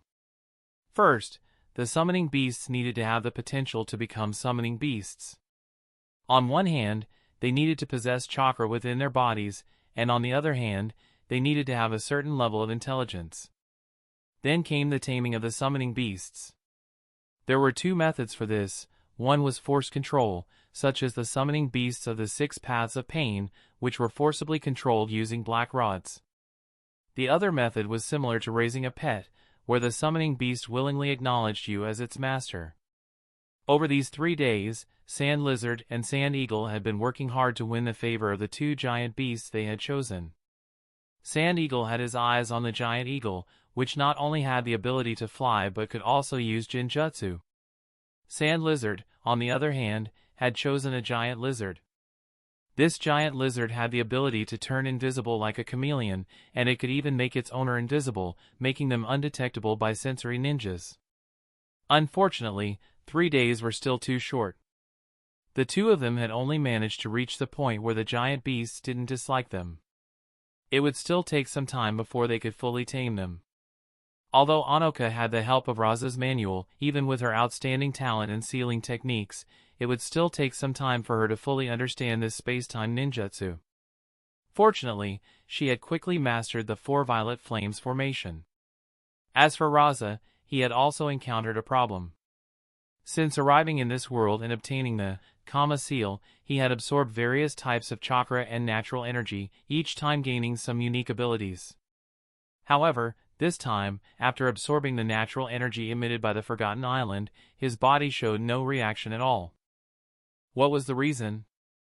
Was it because the natural energy on this island was too scarce, or was it simply not special in any way? These questions will not be answered anytime soon. This is because, according to the schedule, Wind Blade and Thunder Blade were about to return, and it was time for everyone to go back. At the edge of the volcano on the Forgotten Island, there was a small wooden house. This was where Anoka had lived for the past 5 years. The interior was very cozy. Now that it was time to leave, Anoka felt a bit reluctant. Seeing this, Rasa comforted her. Don't be like that. It's not like you're never coming back. Once you develop the reverse summoning technique, you can come back anytime. Anoka's eyes lit up, and the disappointment on her face disappeared as she nodded and said, "You're right. Are we heading back to Sonagakure next?" "Yes, but before we go back, there are some questions I'd like to ask you." "Of course, if you feel uncomfortable answering, you can refuse." A hint of curiosity appeared on Anoka's usually cold face before she raised a brow. "What questions?" "I've heard that your Uzumaki clan has a sealing technique called the Dead Demon Consuming Seal." Anoka was stunned, and then she heard a question that left her utterly astonished. "This technique is said to summon the Shinigami." Do you know anything about this summoned Shinigami? To be honest, when Anoka heard Rasa ask about the dead demon-consuming seal, she had thought of countless possibilities, but this was the last thing she had expected. The question left her silent for a moment before she asked, "Why are you asking this?" "Nothing much, I'm just curious about the world of the Shinigami." Rasa replied, then proceeded to tell her about his encounter with the ghost ship and the ghosts on the open sea. That was definitely not an illusion. I really did encounter ghosts. Only then did Anoka somewhat understand Rasa's thoughts, but she still hesitated as she spoke. The clan leader once told us that many of the Uzumaki clan sealing techniques are. In fact, summoning techniques are used to call upon the power of the Shinigami. Among them, the dead demon-consuming seal is the pinnacle of such techniques. However, communicating with the Shinigami, that's something no one has ever done. Rasa rubbed his chin in understanding. I see. So, can you summon the Shinigami? Anoka gave him a strange look. Why does it feel like you really want to meet the Shinigami? I just think that perhaps communicating with such an ancient existence might help answer some of the questions in my mind. Anoka's expression grew even more peculiar, but she still shook her head. I'm sorry, but I can't do that. Well, it's not that I can't, but summoning the Shinigami comes with a condition: the caster must offer their life as a sacrifice to meet the Shinigami. But in that case, the caster would die as well. Rasa sighed and nodded. I understand. In that case, we'll have to make a trip to the land of demons first. Anoka was puzzled. The land of demons? Yes. I was originally thinking that if we could meet this Shinigami, we could take the route through the land of fire on our way back and stop by the land of whirlpools. Although Uzumaki was destroyed, some things were left behind. The reason Rasa said this was because he remembered the plot where Orochimaru took Sasuke to the ruins of Uzumaki and used a Shinigami mask to summon the Shinigami and undo the dead demon-consuming seal. Hearing this, a flicker of emotion passed through Anoka's otherwise calm eyes. Go back? After I meet Hana, if possible, I'd like to take her back there once. Sure, I can agree to that. But for now, you'll have to come with me to the land of demons. There's also an ancient demon there called Morio. It might help answer some of my questions, and I might need your sealing techniques for that. Since they were already out, Rasa naturally wanted to take care of things along the way. However, he certainly wouldn't take Morio's words at face value. Morio! Anoka found it strange that Rasa wanted to meet such powerful demons, but she didn't press further and simply said, I'm not confident I can seal a demon like that. It's said that only the priestess of the land of demons has the power to seal such a creature. Rasa paused before nodding. I'll take that into consideration. Let's go meet her first since it's on the way anyway. With that, after packing everything up, Rasa took Anoka, Sand Eagle, and Sand Lizard and left the Forgotten Island, finding Otsu, who was waiting with the ship on the open sea. This time, to save time, Rasa, now familiar with the direction, didn't bother navigating through the storm. Instead, he used his sand to lift the entire ship into the air, flying over the sea from above. They didn't have to wait long outside before Windblade and Thunderblade returned safely. Then, Rasa generously gifted the entire ship to Otsu, the sailor who had brought them there, before taking everyone and flying straight toward the land of demons. Meanwhile, upon hearing the news of the Kazekage's impending arrival, Okuro, Ishiomo, and Koisher, the three members of the covert operations team responsible for investigating the area, immediately prepared for his arrival. At that moment, under the night sky, in the land of demons, a city built against a mountain. Inside a grand palace, the noble and elegant priestess Moroku suddenly woke from her sleep, a trace of panic flashing across her youthful, delicate face. Chapter 112, The Land of Demons. The Land of Demons, like the Land of Birds, is a small nation sandwiched between the Land of Wind and the Land of Earth. However, its location lies deep within the territories of these two great nations, far from the center of conflict. Compared to the perpetually war-torn lands of birds, rivers, rain, and grass, the internal environment of the Land of Demons is relatively stable. As a result, the Land of Demons does not possess its own ninja forces. Instead, what has been passed down in this country is a mysterious power known as the Priestess and the legend of the demonic entity Morio. When Rasa arrived with Onoka and his 4 subordinates, Okuro, Ishiomo, and Koishiro immediately stepped forward to greet them. "How is the investigation into Morio going?" The 3 promptly reported everything they knew. Onoka, standing to the side, finally realized that Rasa had long been eyeing the demon of the Land of Demons. It wasn't just some spur-of-the-moment idea after encountering ghosts. As expected, men's words are as deceptive as ghosts. After finishing their report, Okuro immediately asked, "Kazekage-sama, what should we do next?" Without hesitation, Rasa replied, "We're pressed for time, so let's go meet this priestess of the Land of Demons directly." In the palace of the Land of Demons. Under the night sky, a strange and bizarre dream caused Moroku, the priestess of the Land of Demons with her flowing golden hair, to wake up in a start. Her disturbance naturally alerted the maids waiting outside. "Lady Moroku." "Don't worry, I'm fine." Moroku declined the maid's offer to come in and assist her, instead sitting up on her own, her forehead damp with cold sweat as she panted heavily. She knew, of course, that it wasn't just an ordinary dream. As the inheritor of the destiny of the priestesses of the Land of Demons, Moroku had also inherited the powers of her predecessors. This granted her the ability to catch brief glimpses of certain future events. In that vision, the sealed demon, Morio, had broken free. This was the scene she least wanted to see, but she knew it was real. Because in that vision, she also saw 2 men. One of them was familiar to her, her minister, Yomi of the Land of Demons. Although the Land of Demons was a small nation, she was still aware of the events happening in the outside world. The entire shinobi world was in a state of chaotic warfare, with the lands of fire, lightning, and earth locked in continuous conflict. If it weren't for the fact that the Land of Demons was located deep within the territories and bordered the relatively stable Land of Wind, it might have also been plunged into chaos. Yet, this very peace had given some people within the Land of Demons ideas they shouldn't have. The power of Morio had also sparked ambitions in certain individuals. The leader of these ambitions was Yomi, who had recently been advocating for the Land of Demons to utilize Morio's power, release it, and then use that power to dominate the entire shinobi world. Now, from the future vision she had seen, it seemed Yomi had succeeded. The seal on Morio had truly been broken. But who was the other man? Though it was only a fleeting glimpse in the vision, the sight of that man fighting Morio made her suspect that perhaps he wasn't an enemy like Yomi. Unfortunately, the future-predicting ability of the priestess of the Land of Demons stopped there. She couldn't see any more of the vision. At this point, Moroku found it difficult to fall back asleep. Perhaps it would be better to go outside for some fresh air.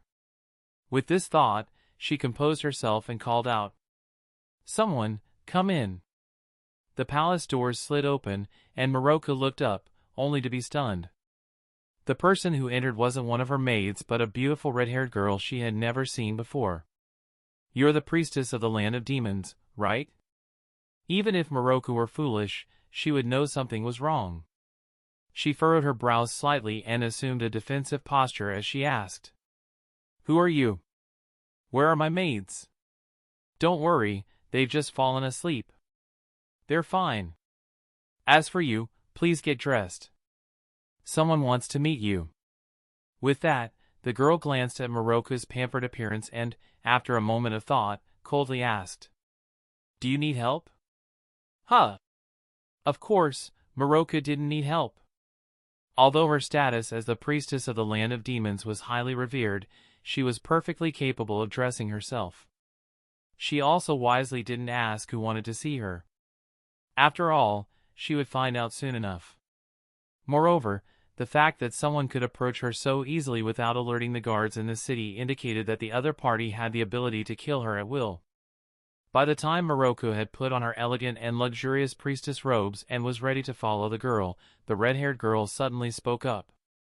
"She's dressed. You can come in now." Huh? Moroku was startled. Before she could react, she saw a man slowly walking out of the shadows. Moroku, feeling violated by a man entering her private chambers, was about to reprimand him when the sight of the man's face made her eyes widen in shock. She exclaimed in disbelief. "It's you!" Her words left both people in the room stunned. Rasa was about to ask how the priestess knew him when a sudden realization dawned on him. He seemed to understand something and asked, "I've heard that the priestesses of the land of demons possess the ability to foresee the future. Given how surprised you are by my appearance, can I assume you've already seen me in your visions? Foresee the future?" Anoka, who was also in the room, was astonished and looked at Moroku with curiosity. Moroku, equally surprised, thought for a moment and decided not to deny it. "That's correct. I've already seen you in my dreams." Moroku's confirmation once again made Rasa feel the wonder of this world. The ability to foresee the future? How interesting. However, Rasa wanted to know what she saw. "So, what did you see?" At this point, Moroku saw no reason to hide anything. "Morio was released. Also, I saw you fighting Morio, along with our minister, Yomi." Rasa raised a brow. "Is that all?" "Yes. The future-predicting ability of the priestesses of the land of demons is limited. We can only see fragments of the future." "I see." Having obtained the information he wanted, Rasa decided to be upfront about his purpose for coming here. "First, let me introduce myself. Priestess of the land of demons, I am the Kazekage of Sonagakure, in the land of wind." Hearing this, Moroku was stunned, but what Rasa uttered later really put her on high alert. "I came here to learn more about Morio. Additionally, if necessary, I need you to release the seal on Morio. However, you don't need to worry about Morio causing harm to the world. This is Anoka from the Uzumaki clan. Her sealing techniques are exceptional, and I've also prepared barrier techniques. Morio won't be able to escape. If possible, this time I can help you completely eliminate the demon known as Morio, freeing the priestesses of the land of demons from the fate of having to seal it." At that moment, Moroku's pupils contracted sharply. Chapter 113, Breaking the Seal. In a dark palace somewhere in the land of demons, a somewhat frail man in a robe was refining chakra. A faintly ominous purple energy emanated from his body. At that moment, footsteps and a knock came from outside. "What is it?" "Yomi-sama, the guards from the palace have sent word. The priestess has taken a few strangers to the shrine where Morio-sama is sealed." The man frowned and asked coldly, "Do we know where these strangers are from?" "Unknown. They've never been seen before, but they're dressed as shinobi. However, we didn't see any forehead protectors." "Shinobi?" "Understood. Summon the 5 great ninja." "Yes." Under the night sky, on a mountain path behind the city, a group of people was slowly making their way forward. Leading the group was none other than the priestess of the land of demons, Moroku. By her side were her guards, Kamaya and Jippo, both dressed as Onmyoji and Oji characters. They were casting wary glances at the group of shinobi who had suddenly appeared beside the priestess. If not for Moroku's order that these people were friends, they would have likely already taken action. Under Moroku's guidance, the group crossed the mountains and passed through a narrow, shadowy mountain valley. Soon, a tall, ancient wooden structure built into the mountain came into view. As they approached and looked up, the shrine stood at least 20 to 30 meters tall, exuding a powerful sense of oppression.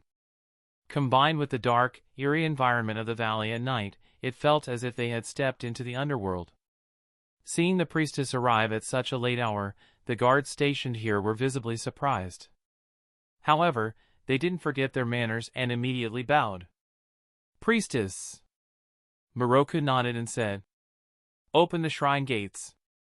I need to inspect the seal on Morio." At this, the guards exchanged glances, their eyes filled with confusion as they looked at the group of shinobi. Seeing this, Moroku sighed and explained, "Don't worry. These shinobi are not enemies. They're here to help us. With the priestess's reassurance, the guards finally opened the shrine gates, revealing a dark, shadowy world inside. Continue guarding the outside. Kamaya, Jippo, and Rasa-sama, please follow me inside. Understood. Led by Moroku, the group soon entered the dark interior. Unlike the wooden exterior, what greeted them was an underground palace entirely made of stone. As soon as Rasa stepped inside, he sensed the immense natural energy and chakra mixture beneath the ground. The density of this energy was no less than that of the Dragon Vein's chakra. It seems we've come to the right place. This realization filled him with excitement. Anoka, on the other hand, suddenly stopped in her tracks, her eyes wide with shock as she said, "I can feel it, the massive, evil chakra below. Are you really going down there?" "To be honest, I'm not confident I can handle such an enormous amount of energy." This made the people of the Land of Demons, including Moroku, visibly uneasy. However, since they had come this far, Rasa had no intention of backing down. With a determined gaze, he said, "Yes, let's keep going." The group continued their descent. As they walked, Rasa turned to Moroku and asked, "Priestess, is Morio sealed here?" "Why yes." It seemed the events of the movie version hadn't yet occurred, meaning Morio's body and soul hadn't been sealed separately. This likely meant Morio was stronger than in the movie version. But even so, what did it matter? If a Naruto who hadn't even mastered Sage Mode could defeat it, how strong could it really be? Not to mention, they now had two sealing experts on their side. "Then, do you know the origins of Morio?" Moroku was taken aback and replied with some embarrassment. "I'm sorry, but I don't know much about Morio's origins. All I know is that the duty of the priestesses throughout the generations has been to seal Morio." Rasa looked puzzled. "So, you've been fighting Morio for so long, yet you don't even know its origins?" Moroku grew even more ashamed. Seeing this, Rasa decided not to press further. At that moment, the group descended the stairs and arrived at a massive underground world. A dark, malevolent aura permeated the area, and at the center of this dark world, connected by a stone bridge, was a towering blue light pillar that caught everyone's attention. Moroku pointed to a stone gate at the center of the blue light pillar. "That's where Morio is sealed." Rasa turned to the 6 people behind him and instructed. "Wind Blade, Thunder Blade, Sand Lizard, and Sand Eagle, prepare the barrier. Okuro, Ishiomo, and Koisher, protect the others. Priestess and Anoka, come with me." After giving his orders, Rasa strode toward the seal that imprisoned Morio. Anoka followed without hesitation. Moroku, after instructing Kamaya and Jippo to stay behind, also followed. Soon, the 3 of them crossed the stone bridge and arrived at the center of the shrine where Morio was sealed. Rasa didn't rush to break the seal. Instead, he began studying the sealing formula. Then, he noticed something that made him frown slightly. Anoka, sensitive to Rasa's subtle change in expression, asked curiously, "What's wrong? Did you find something unusual?" Rasa asked in return, "Do you recognize this sealing formula?" Anoka turned her gaze to the seal and, after a moment, also looked puzzled. "It looks familiar. It seems similar to the sealing techniques of our Uzumaki clan." Rasa nodded and said, "It's not just the Uzumaki clan sealing techniques. I once visited a place called Reborn, where there was a sealing technique known as the Dragon Vein seal. Interestingly, that seal also bears some resemblance to this one. Moreover, only the successive queens of Reborn and their descendants could use the Dragon Vein seal." Moroku, who had caught up, overheard this. As the priestess who ruled a nation, she was no fool and quickly grasped the implication of Rasa's words. "Rasa-sama, are you saying that the seal of the Land of Demons, the seal of Reborn, and the seals of Anoka's family might share the same origin?" Rasa didn't answer directly, but in his heart, he already had a conclusion. "If you want to know, we'll have to ask you to break Morio's seal." At this moment, Moroku truly hesitated. But her desire to break free from her destiny and the future she had seen in her dream gave her the courage to say, "I understand. For the sake of all the priestesses who came before me, even if there's only a sliver of hope, even if it costs me my life, I must try."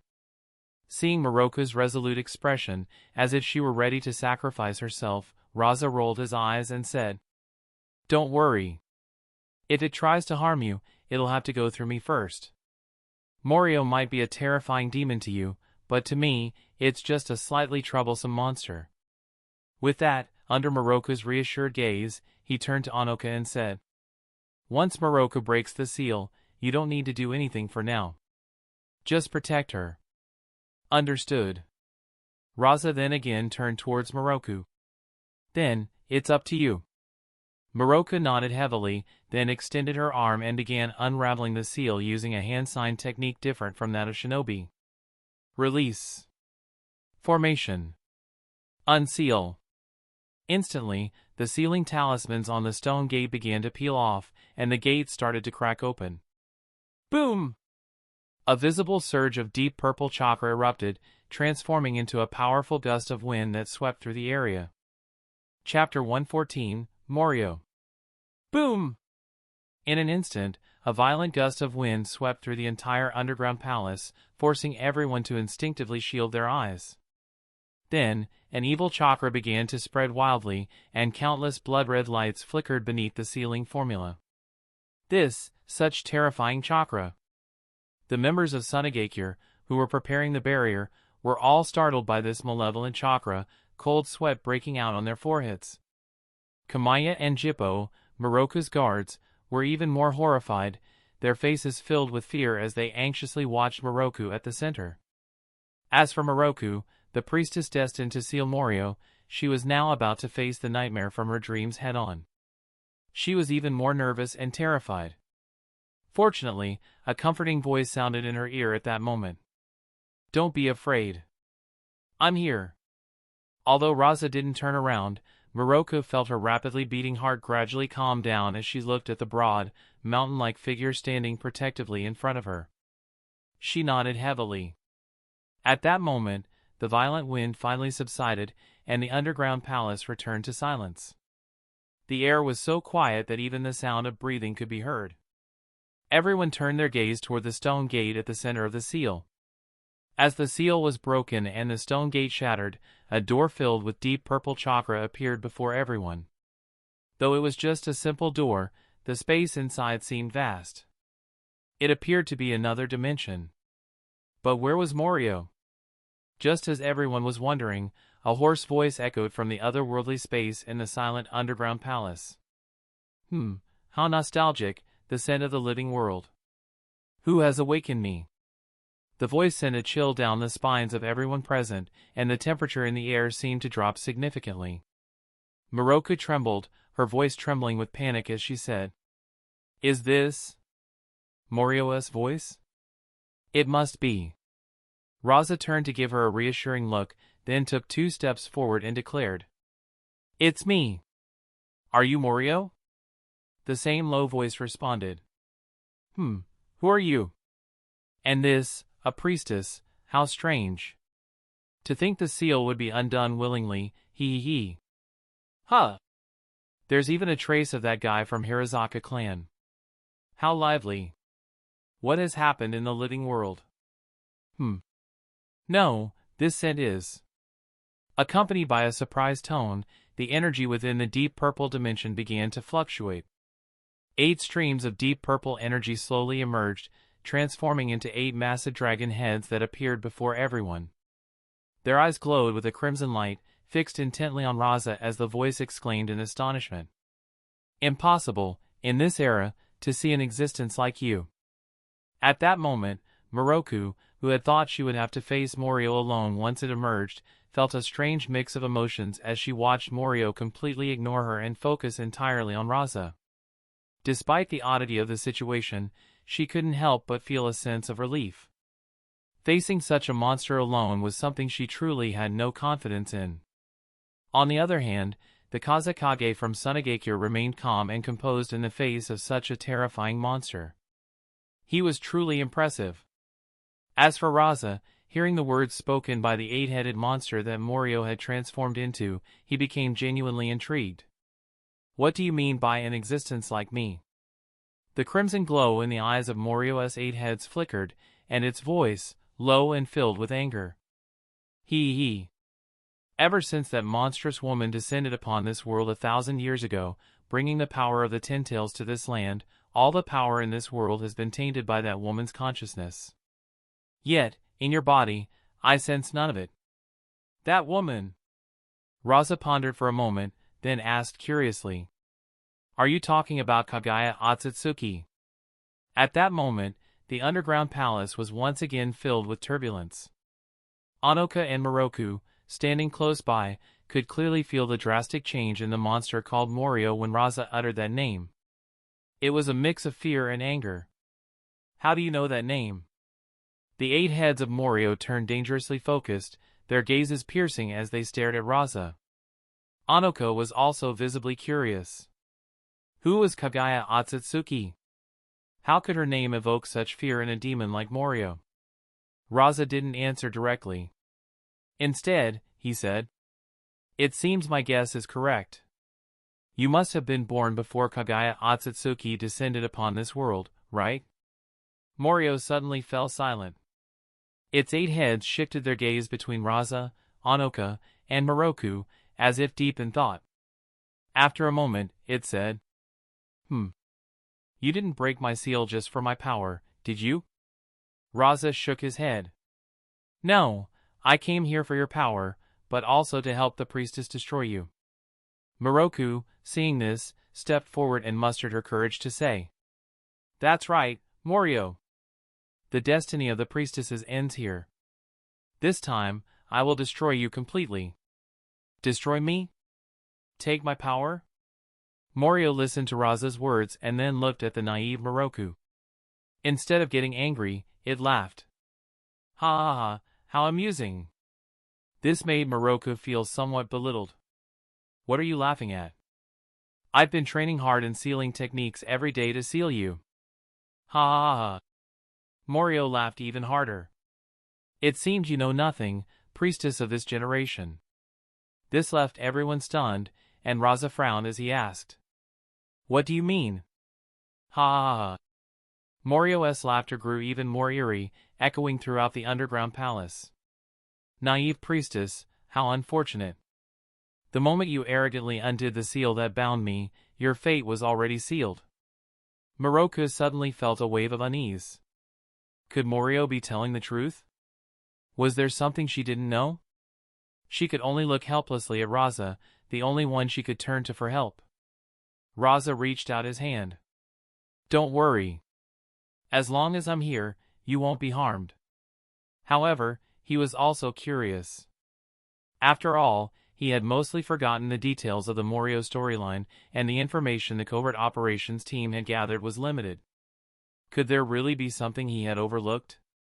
But as soon as Rasa spoke, Morio laughed even harder. Moroku visibly grew more anxious. "It seems, priestess of this generation, your mother not only failed to tell you the secret of the sealing technique but also didn't teach you to be wary of men."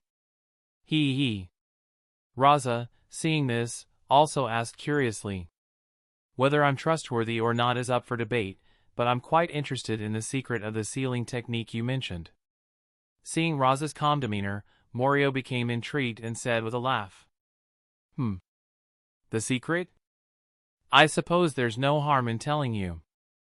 With that, its eight heads turned to Moroku. "That is, he. Priestess, the so-called sealing technique passed down by the priestesses is, in essence, nothing more than you and I becoming one." Chapter 115, Two Hearts, One Body. Morio's words left the three people in front of the sealing formula completely stunned. Become one. The most shocked was Moroku. Like most priestesses, her mother had passed away early, so she knew very little about Morio. "What does this mean?" she asked, her eyes filled with confusion and unease. Morio, seeming generous and magnanimous, explained. "What does it mean?" He.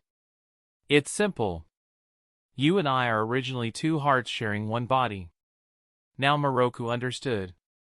Not just Moroku, but Rasa and Anoka also grasped the meaning.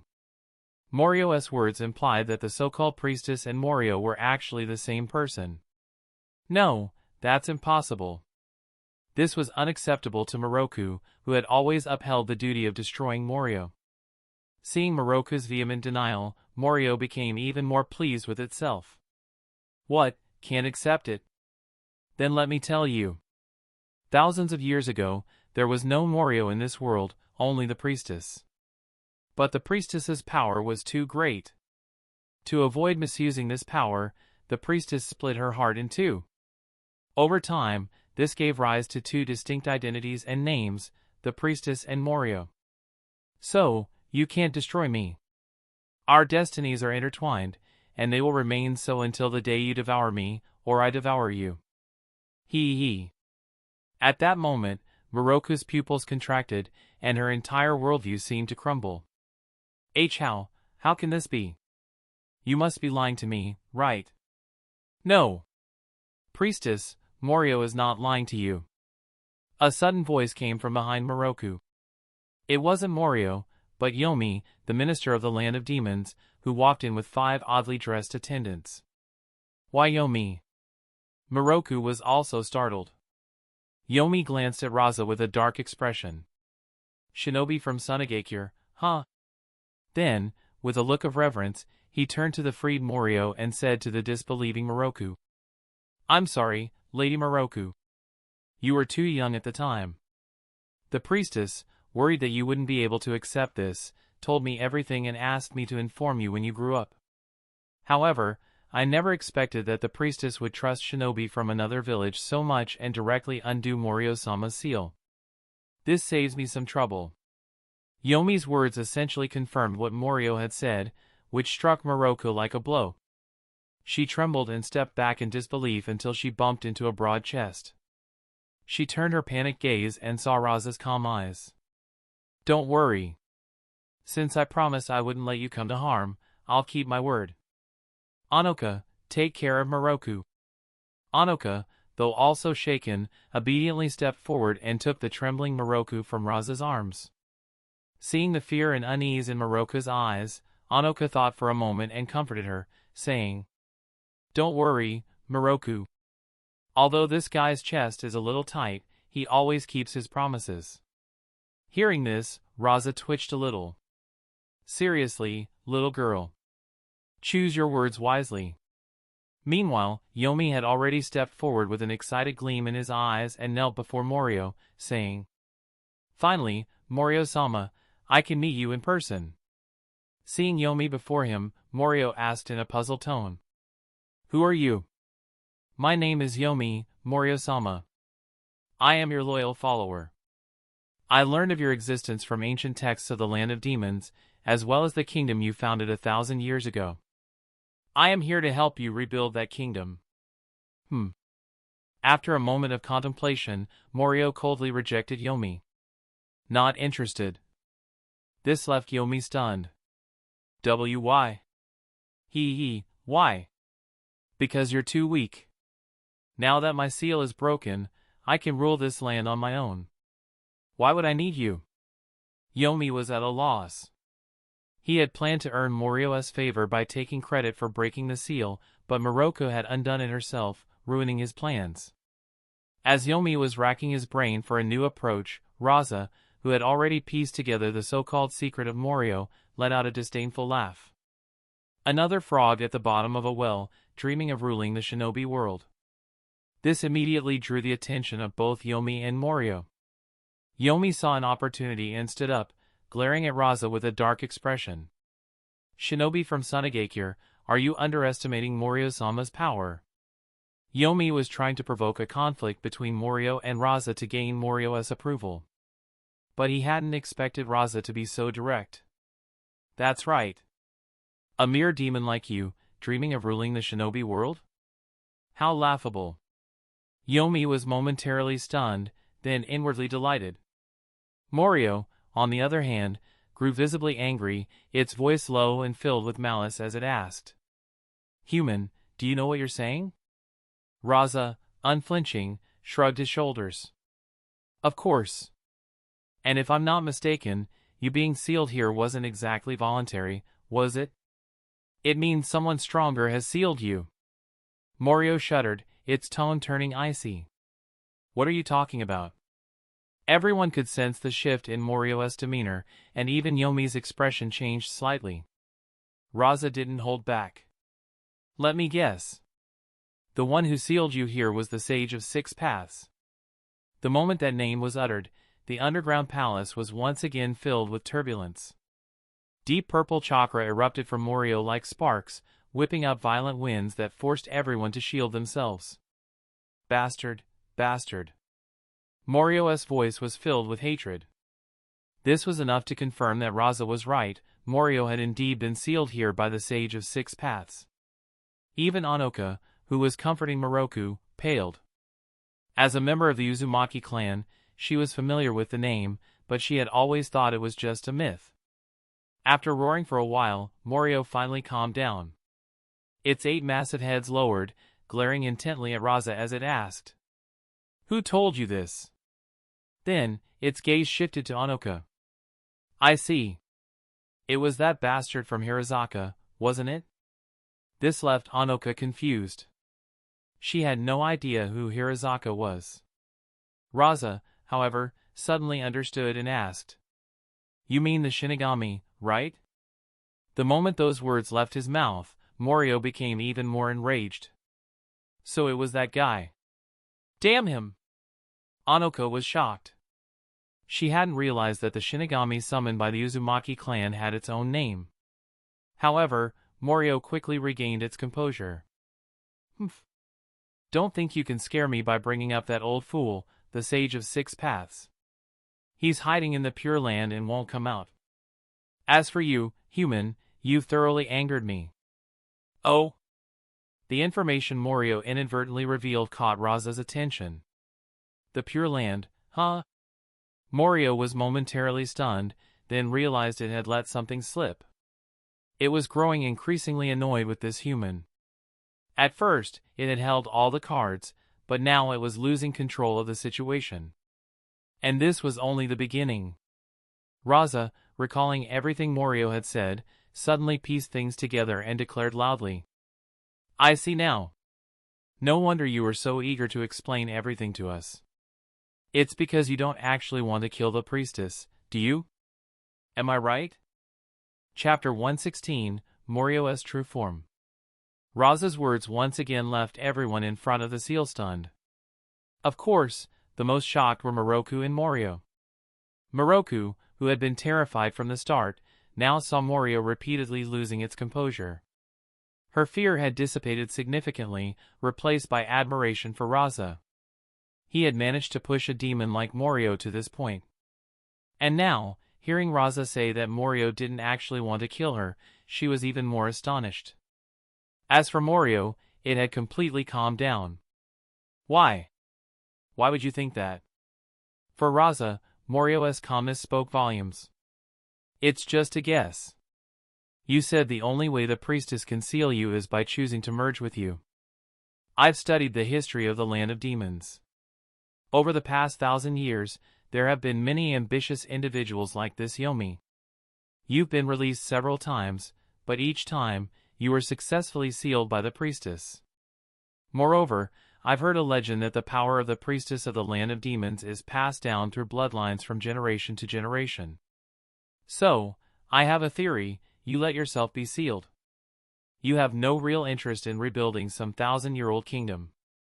Your goal is to devour the priestess's power generation after generation, using it to strengthen yourself. And since Moroku has no descendants, you absolutely won't kill her, and that's because that would end the priestess's bloodline. Am I right? Silence. The underground palace was eerily quiet. Everyone stared in disbelief at Rasa, Moroku, and Morio. Yomi was the most unwilling to accept this. Morio-sama, this isn't true, is it? If what Rasa said was true, then Yomi's plans for world domination would be ruined. Morio, however, couldn't care less about a small fry like Yomi. Its focus was Rasa, voice cold. Human, I must admit, you are indeed clever. I'll give you a choice now, become my follower, and I will grant you my power." The moment these words were spoken, Yomi, who had been hoping to become a follower, was completely dumbfounded. Rasa, on the other hand, became intrigued. "Your power? What kind of power do you have?" "My power, hee. You'll know once you become my follower." It seemed Morio wasn't a fool either. This made Rasa even more curious. "Then what about the priestess's ability to foresee the future? Since you and the priestess share the same body, does that mean you also possess her powers?" The priestess's ability to foresee the future seemed to touch upon one of the most powerful forces in this world, space-time manipulation. Sure enough, Morio's tone grew darker, tinged with hatred. "That was originally my power too. Damn that guy." Seeing Morio's resentment, Rasa grew even more excited. It seemed that both Morio's power and the priestess's abilities were things he couldn't afford to miss this time. With this in mind, he turned his fiery gaze toward the demon before him. Sensing Rasa's predatory look, Morio's expression darkened as it asked, "So, human, what is your choice?" "Nah." Rasa's answer was simple as he smirked. "I do want your power, but becoming your follower, give me a break." "Is that so? Then there's no other way." Morio's low voice echoed, as if it had expected this outcome. However, the violent shaking of the underground palace made it clear that Morio was furious. As the tremors grew stronger, a powerful surge of chakra erupted from the sealed stone gate like a flood. Nighttime, in the city of the Land of Demons. The sleeping citizens were abruptly awakened by violent tremors. "What's happening? An earthquake? Don't just stand there. Run!" "Ah, right. As the ground shook more and more violently, the people of the Land of Demons rushed out of their homes and gathered in open spaces. Panicked and confused, they looked at each other, unsure of what was happening. At that moment, someone shouted, "Look! It's the mountain behind the city. It's collapsing." Everyone turned their gaze toward the mountain. Though there were no lights, the bright moonlight allowed them to see what was happening. The massive mountain behind the city was shaking violently. Huge boulders tumbled down its sides, and enormous cracks began to split the mountain apart. The citizens' pupils shrank, and their faces turned pale. What's going on?" Just as everyone was trying to make sense of the situation, something even more terrifying happened. From the cracks in the mountain, accompanied by a deafening roar, a massive, thick purple dragon's head emerged, letting out an eerie screech. Before the citizens could even scream, another enormous head appeared. Boom! One after another, accompanied by continuous roars. Under the bright moonlight, a monstrous creature over 100 meters tall, with 8 dragon heads and a serpent-like lower body, emerged, blocking out the sky. Now, even the most oblivious person could tell something was terribly wrong. Someone finally seemed to remember something and shouted, Morio, it's the monster Morio, sealed by the priestess. It's terrible. The demon Morio has escaped. Everyone, run! Chaos erupted throughout the city. The mountain that had sealed Morio completely disintegrated as Morio revealed its true form, sending countless boulders tumbling down like a rain of stones. Amidst the stone downpour, Rasa manipulated a cloud of gold dust to shield Onoka and Moroku as they dodged the falling debris. This is astonishing. I had no idea Morio's true form was this massive. At that moment, the 6 members of the covert operations team arrived beside Rasa. Kazekage-sama, what should we do now? Even Rasa hadn't expected Morio's true form to be so enormous. He remembered it being much smaller in the original story. This meant the barrier they had prepared wouldn't be large enough. But that wasn't a problem. Onoka, take Thunder Blade and the others to prepare the barrier. Protect Moroku and get her out of here. Okuro, Ishiomo, and Koisher, deal with those 6 from the Land of Demons. I'll go play with Morio for a bit. As soon as he finished speaking, Rasa clasped his hands together, and Senjutsu energy surged through his body. Senjutsu Limit Release, Magnet Release, Shikaku's Avatar. Under the bright moonlight, another monstrous creature appeared in everyone's sight. Chapter 117, Rasa vs. Morio, Part 1. Roar! Under the bright night sky, a large moon hung high. Accompanied by several roars, two colossal monsters, each as massive as a mountain, stood towering over the land. One of them was golden yellow, resembling a giant tanuki crouched on the ground. Its body was barrel-like, with purple patterns spreading from its abdomen to its limbs. Its thick, powerful limbs exuded overwhelming strength, and its massive tail, covered in diamond-shaped spikes, shook the earth with every movement. The other was deep purple, resembling an enormous serpent. Its body stretched at least 200 to 300 meters long, with 8 massive heads that swayed menacingly. Its crimson eyes glowed with malice as it hissed at the giant tanuki before it. This scene, far beyond the comprehension of the surrounding humans, left the citizens of the land of demons wide-eyed and fleeing in panic. High above, standing atop the head of Shikaku's avatar, Rasa gazed in awe at Morio. So this is your true form. Compared to Orochimaru's 8 branches technique, this was the real Yamada no Orochi. At this moment, the pressure emanating from the demon Morio surpassed that of most opponents Rasa had faced.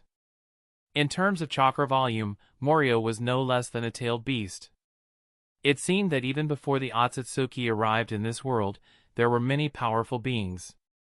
Meanwhile, Morio, now fully revealing its true form, looked at the monster Rasa had created with disdain. Shikaku? Just a cheap imitation. Watch me destroy you. Instantly, 5 of Morio's heads reared up, and deep purple chakra gathered in their mouths, transforming into flames, lightning, earth, wind, and water. Boom! A fiery dragon, a lightning-wreathed dragon, a mud-formed dragon, a wind-blade-wrapped dragon, and a water-flowing dragon surged toward Shikaku's avatar. Oh! You can even use the 5 elemental ninjutsu? Morio hadn't been able to use elemental ninjutsu in the past. But after Kaguya Otsutsuki's arrival, part of its natural energy was corrupted into chakra. By devouring the bodies of countless ambitious individuals and gaining the power of the ninja sect passed down by the Sage of 6 Paths, Morio had learned to use ninjutsu. Rasa, intrigued, didn't hesitate. Under his control, Shikaku's avatar raised its arms, forming a massive golden shield to block the incoming attacks. Shikaku's shield. Boom! The 5 elemental attacks collided with Shikaku's shield, creating a massive shockwave. However, as the defender, Rasa felt the impact on the shield and relaxed slightly. As expected. Compared to the tailed beast's ball, which compresses chakra into a high-density energy sphere for a high-speed, high-destructive attack, these simple ninjutsu attacks were no longer a threat to Rasa. Although the sheer volume of chakra made each of these jutsu comparable to an A-rank ninjutsu capable of altering the terrain, they were still too weak. Moreover, they weren't the kind of combined elemental ninjutsu that utilized the cycle of elemental strengths and weaknesses. Such techniques were only effective against ordinary shinobi. And Rasa had long since transcended the level of an ordinary shinobi. In that case, Rasa channeled Senjutsu energy directly into Shikaku's avatar beneath him. Instantly, the power of Shikaku's avatar surged, and it swung its massive shield arm, swatting away Morio's elemental attacks. Since the two monsters were already close, Shikaku's avatar closed the distance in an instant. The enormous shield swung like a fly swatter, slamming directly into one of Morio's heads. Boom! A deafening crash echoed like the tolling of a giant bell. Caught completely off guard, Morio was dazed by the blow. Its massive body toppled to the ground, causing an earth-shattering tremor that obliterated the surrounding forest. Damn it! As Morio struggled to recover, it saw Shikaku's colossal form looming over it like a mountain, ready to crush it. Morio had always been confident in its strength. In its view, aside from the monstrous Otsutsuki clan and a few other ancient beings like itself, it had no rivals on this earth. Yet, this human shinobi had just delivered a devastating blow right from the start. This only fueled its rage further. Its massive body twisted with incredible speed, dodging Shikaku's crushing weight. At the same time, its serpentine form coiled rapidly around Shikaku's body, binding it tightly. The immense force caused Shikaku's avatar to creak and groan, as if it were on the verge of shattering. Oh! This surprised Rasa. After all, Shikaku's avatar, enhanced by the magnet release, was essentially a solid block of iron, far more durable than ordinary stone. Yet, under the crushing force of Morio's serpentine body, it was beginning to crack. As expected of an ancient being, Morio's physical strength was truly impressive. While Rasa was still processing this, Morio reared its heads once more. Chakra gathered again, and the 5 elemental ninjutsu were prepared. However, this time, it wasn't just ordinary elemental ninjutsu. Morio infused its attacks with natural energy, making them far more potent. Unfortunately, Shikaku's avatar wasn't a living creature. It couldn't feel pain, and Morio's constricting coils didn't hinder its movements. Instead, as if nothing had happened, it extended a massive claw and grabbed the head that was preparing to use lightning release. Before Morio could unleash its jutsu, Shikaku's shield arm transformed into a giant blade and swung down, severing the captured head in one clean strike. What? The head that had been charging lightning release was instantly severed. At the same time, the other 4 heads unleashed their jutsu, this time aiming directly at Rasa atop Shikaku's head. However, the attacks were once again ineffective. Shikaku's massive tail swung down like an umbrella, shielding Rasa from the onslaught. Boom! Though lightning release was no longer a factor, the combined explosions of fire release, wind release, water release, and earth release created a massive cloud of smoke that filled the sky. The deafening roar made the citizens of the Land of Demons clutch their ears in pain. Amidst the white smoke, a golden greatsword emerged, slashing furiously at Morio's remaining heads. Clang! Clang! Clang! Sparks flew as metal clashed against scales. Amidst Morio's furious roars, 4 more of its heads were severed, adding to the one that had used lightning release. In total, 5 of its heads capable of using ninjutsu were now gone. Boom! Boom! Boom! This scene, akin to a myth come to life, left the terrified citizens of the Land of Demons wide-eyed and kneeling in awe. At this moment, the golden tanuki wielding a greatsword had become a divine protector in their hearts, a god slaying the demon Morio to save them. Meanwhile, Morio, now severely weakened, had no choice but to release its hold on Shikaku and retreat rapidly, putting distance between itself and Rasa. Chapter 118, Rasa vs. Morio, Part 2. Under the night sky, on the vast, desolate land. After the rampage of the 2 colossal monsters, the once lush forest had been reduced to ruins. The golden form of Shikaku still stood tall, gleaming under the moonlight, wielding a massive golden sword like a deity descended from the heavens. On the opposite side, Mori looked somewhat disheveled. Of its 8 heads, only 3 remained, and its aura had weakened significantly. Its crimson eyes glared warily at Rasa. Between the 2, 5 deep purple heads lay scattered on the ground, a grim testament to the battle. Rasa. No, Rasa-sama is so powerful. Moroku, protected by Kamiya and Jippo, gazed at Rasa atop Shikaku's head with wide, bright eyes. At this moment, she could finally relax completely. She hadn't been deceived. Rasa had truly meant it when he said he would protect her, and he indeed had the power to do so. Kamiya and Jippo, the guards standing by Moroku's side, were equally astonished.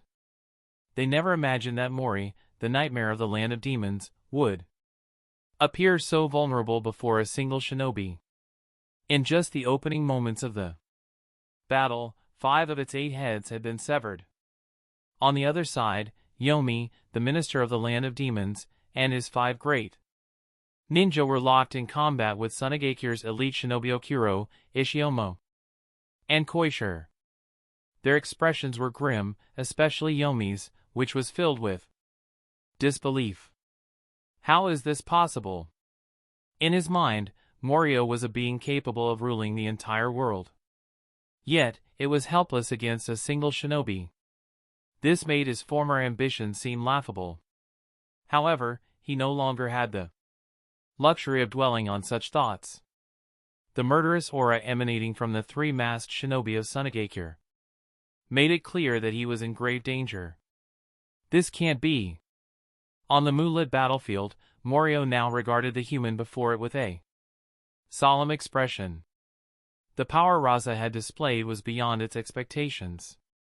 This prompted it to ask, "Who are you? With such power, you're no ordinary human." Rasa hadn't expected Morio to calm down mid-battle and engage in conversation. He saw no reason to hide his identity. After all, the technique of Shikaku's avatar was too distinctive. Anyone investigating later would easily deduce that he was the one involved. "Me? I am Rasa, the fourth Kazekage of Sonagakure, the hidden sand village of the Land of Wind." "Kazekage? I see. No wonder you possess such strength." Hearing this, Rasa raised a brow. "Oh? You know about the Kage?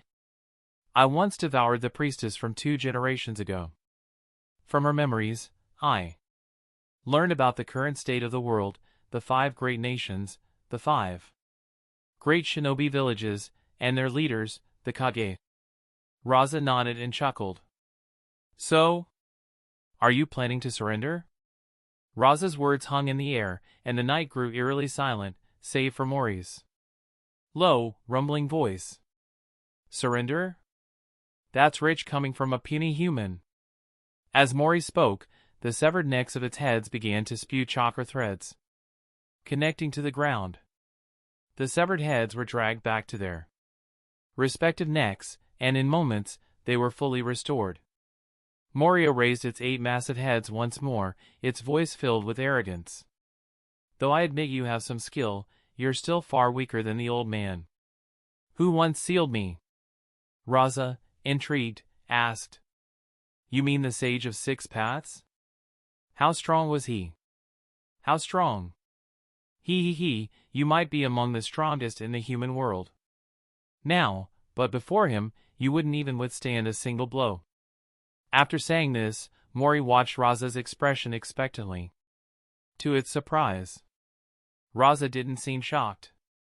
Instead, he calmly said, "So, the Sage of 6 Paths was that powerful, huh?" Mori's tone grew complex.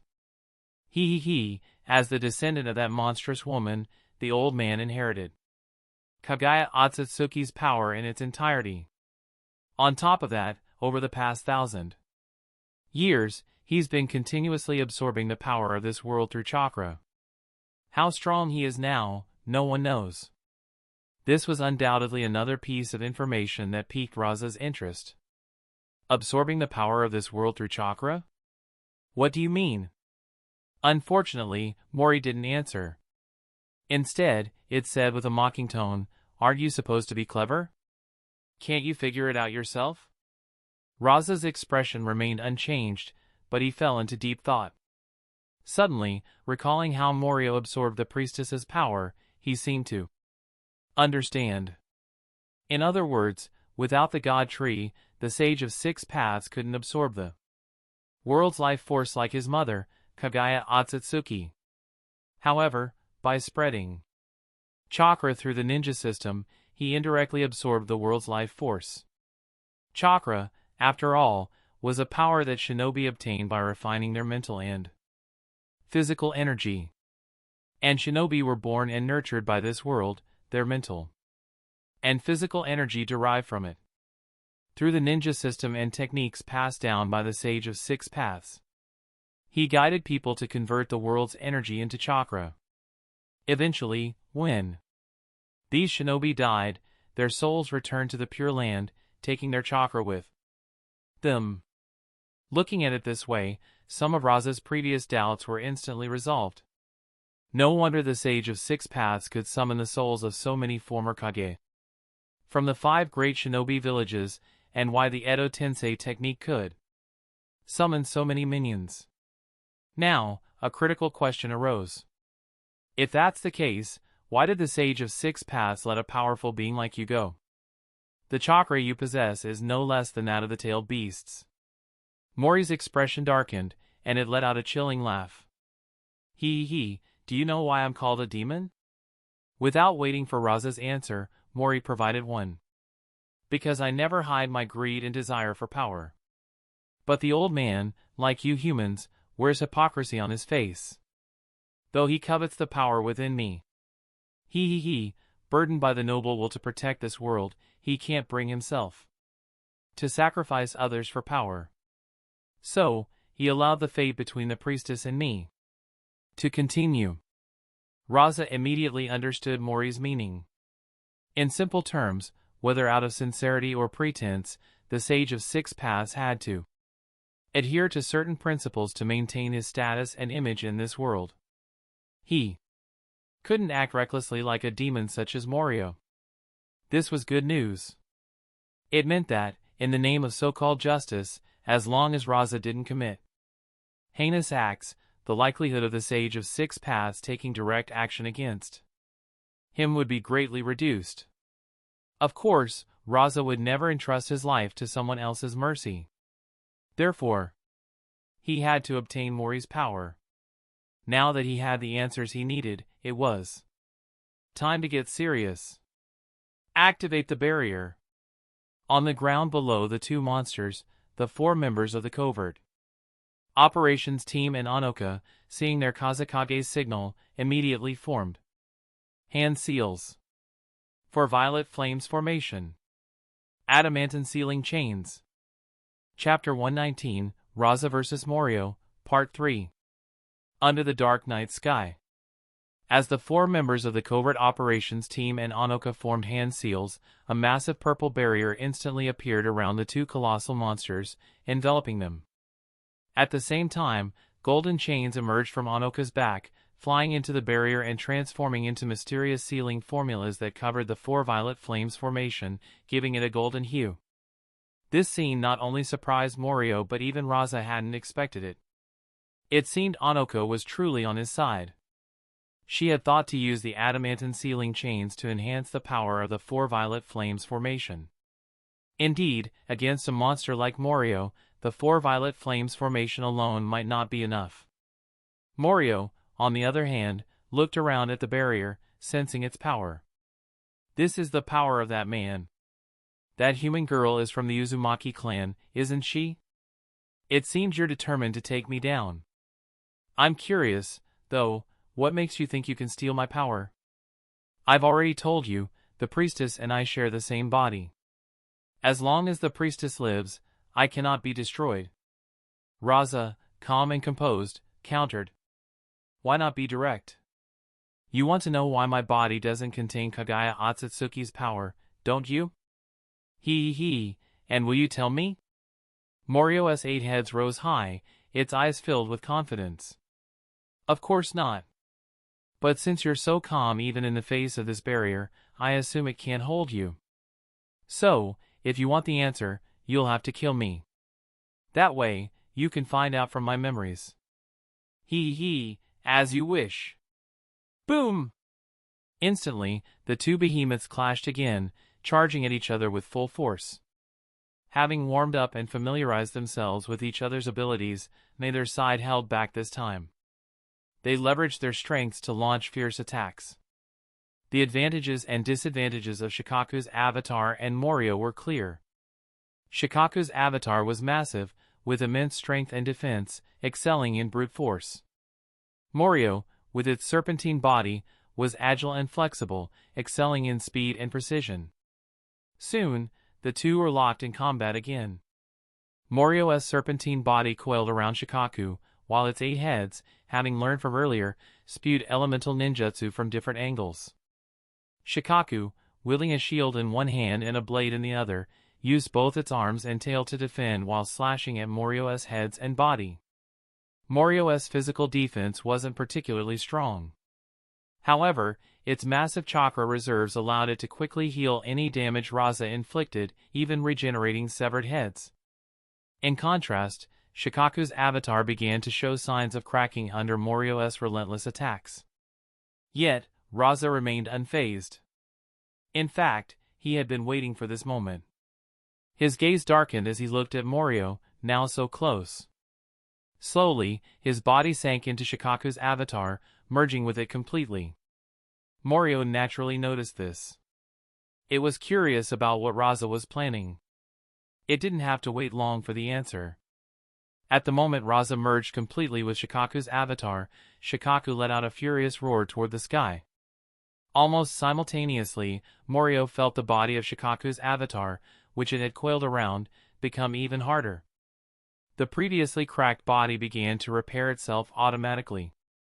And the reason for this automatic recovery. My chakra is being absorbed. Morio was shocked. It hadn't expected Rasa to possess such an ability.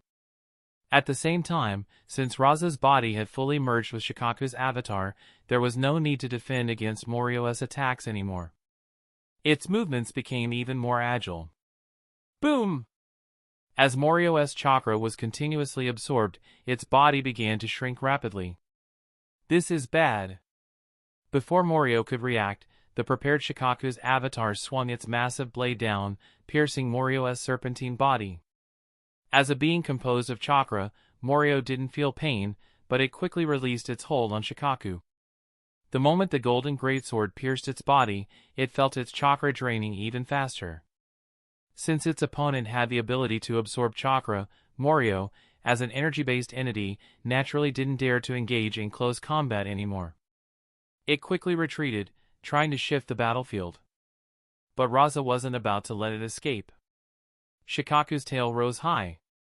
Senjutsu limit release, magnet release, thorn sealing technique. Instantly, Shikaku's tail, covered in diamond-shaped spikes, released a barrage of sharp thorns that rained down on Morio. Morio's massive body had no room to dodge within the confined space of the barrier, and it was immediately struck by the thorns. Slash! Each thorn, about a meter long, pierced through Morio's body and heads, pinning it to the ground. Morio initially didn't care. As a being made of energy, it could simply transform its body into chakra to escape the thorns. Even if the thorns had the ability to absorb chakra, it would only lose a small amount. But the moment the first thorn pierced its body, Morio realized something was wrong. What? The thorn that had pierced its body was engraved with purple patterns, causing the chakra in that area to lose control. Having been sealed by the Sage of Six Paths before, Morio knew exactly what this was. Damn it, this is the Sage's sealing technique. What made Rasa's technique even more terrifying was that once the thorns absorbed the chakra from their location, they began to grow rapidly, like trees.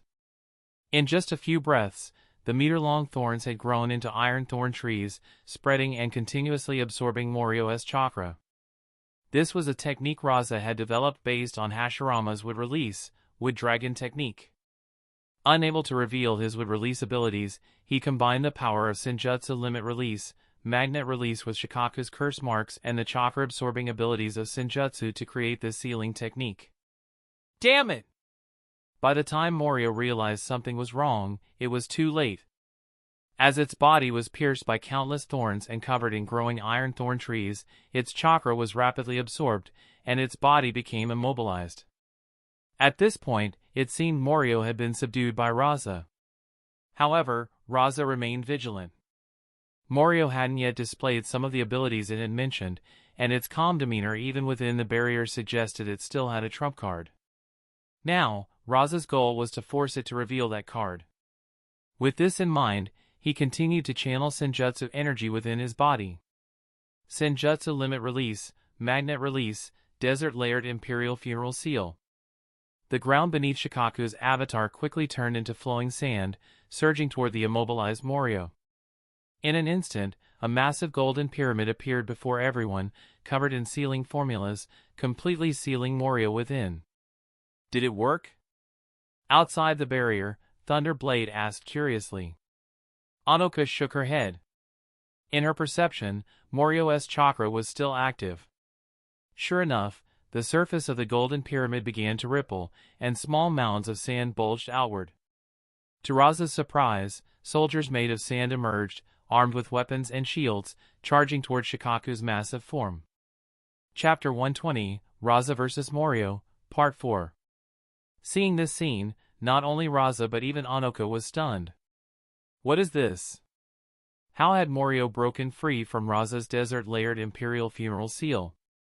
Only Yomi, who was battling Okuro, understood what was happening. That's the ghost army created by Morio-sama, as recorded in the ancient texts. Due to the distance and the barrier, Rasa naturally couldn't hear Yomi's words. However, this didn't stop Rasa from becoming wary. He raised the golden greatsword high and swung it at the oncoming sand soldiers. The immense force of the blow instantly turned the front line of sand soldiers into dust. Then, Rasa witnessed something that made him feel nauseous. From the shattered sand soldiers, tiny purple worms, each about the size of a finger, emerged and crawled onto the golden greatsword in Shikaku's hand. In moments, the golden greatsword, formed from condensed gold sand, began to corrode as if eaten away. One by one, golden sand soldiers emerged from the sword. Now, Rasa fully understood. This must be one of Morio's abilities. It could control the sand he had created using Senjutsu energy through these worms. If not for the disgusting appearance of the worms, this would have been an incredibly powerful ability. As the golden greatsword in Shikaku's hand corroded, more sand soldiers surged out from the distant pyramid, rushing toward Shikaku's massive form. Countless worms, like an army of ants, burrowed into Shikaku's body. At this moment, Shikaku's body, as hard as iron, seemed as fragile as paper under the assault of these tiny worms. As they burrowed deeper, Rasa felt his control over Shikaku's avatar slipping away. Rasa initially planned to use the chakra-absorbing properties of Senjutsu energy to kill the worms.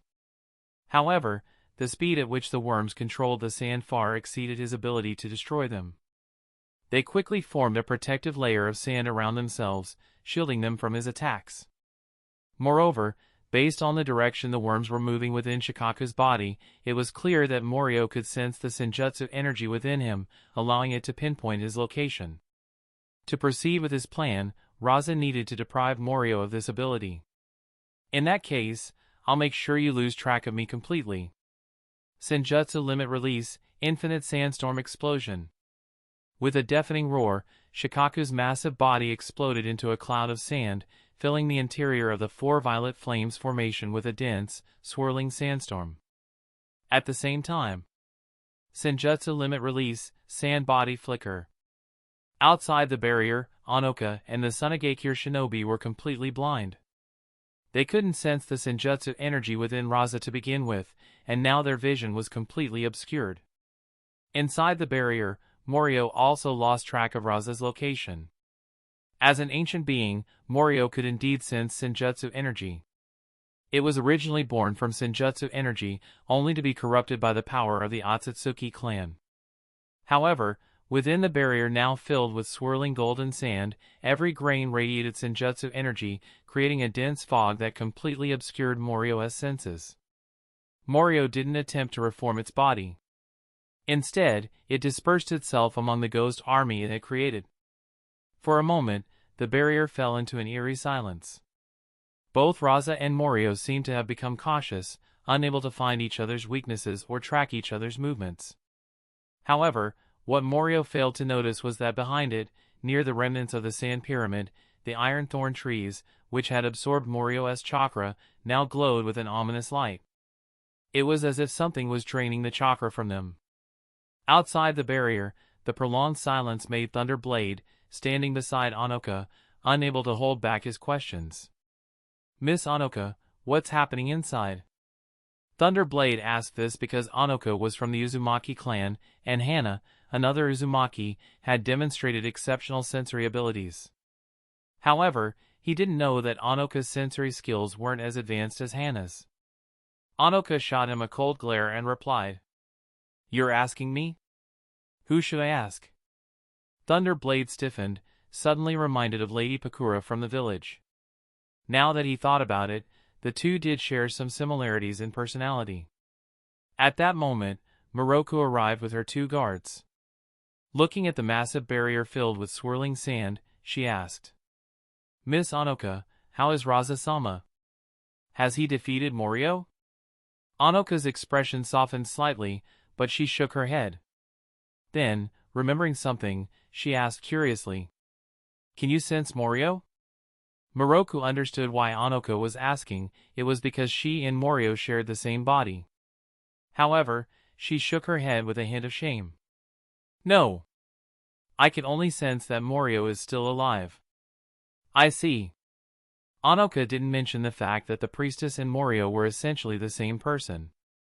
Time passed, and finally, there was movement within the barrier. It seemed that Morio, who had lived for thousands of years, or even longer, was the first to lose patience. Amidst the faint rustling sounds, countless worms spilled out from the mouths of the ghost soldiers, gathering together to reform Morio's body. However, Morio's form was noticeably smaller now. Its 8 heads scanned the surroundings warily as it spoke. Since you won't come out, there's no point in continuing this fight. After all, human lives are so fleeting. Once you're gone, the fate between the priestess and me will continue as it always has. After saying this, its 8 heads glowed with a crimson light. It paused briefly, as if waiting for something, but when no movement came from within the barrier, it let out a low growl. A spatial rift opened within the barrier, and Morio transformed into a surge of purple chakra, rushing into the rift. Even as Morio's figure completely disappeared, Rasa remained silent. Outside the barrier, Moroku's face turned pale as she watched Morio vanish. Even someone as powerful as Rasa couldn't defeat it. Was there truly no way for her to escape the fate of the priestess? Anoka's delicate face was also filled with confusion. Although she hadn't known Rasa for long, he had always struck her as supremely confident, as if he had everything under control. It didn't make sense for him to simply let Morio escape. Beside her, Thunder Blade hesitantly suggested, Miss Anoka, the demon Morio has disappeared. Should we dispel the barrier now? Anoka was also uncertain. But at that moment, a cool, mature woman's voice sounded behind them. Don't worry. Rasa is still battling Morio. Everyone was startled and instinctively turned around. To their shock, they saw a woman with long green hair, dressed in a white robe and wearing a golden crown, standing behind them. Anoka's expression darkened. Not only could she not sense Rasa, but now this woman had appeared behind them without her noticing. Era. Seeing the human's nervous expressions, the woman smiled warmly and said in a friendly tone, No need to be alarmed. I mean no harm. Allow me to introduce myself. I am Tagarihime, sent by the White Snake Sage to find Rasa-sama. The moment Anoka heard the words White Snake Sage, her pupils contracted sharply. Chapter 121, Rasa vs. Morio, Conclusion. In a dark and twisted world, this was a space created by Morio, a realm entirely his own. It was filled with immense chakra and natural energy, a testament to Morio's confidence as he faced Rasa. As a world formed by Morio's power, even if Rasa destroyed his physical body outside, Morio could still resurrect himself within his own domain. However, he was somewhat disappointed that he had not yet obtained the method to eliminate the consciousness of Kaguya Otsutsuki from his body. Ever since Kaguya Otsutsuki, that monstrous woman, descended upon this world, her consciousness had transformed into chakra, clinging to him like a parasite. It tormented him endlessly and robbed him of the opportunity to become an even greater existence. All he could do was sustain himself by devouring priestesses. Now, just as he had finally glimpsed a chance to rid himself of this consciousness, the human before him proved to be far more troublesome than expected. But it didn't matter.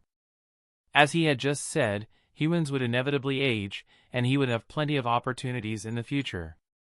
As long as he kept a close eye on the priestesses, that man would never escape his grasp. However, just as he was feeling triumphant, countless beams of light suddenly erupted behind him. Startled, he turned around and was met with a sight that made his pupils shrink in fear. The countless priestesses he had once devoured and enslaved had now regained their freedom.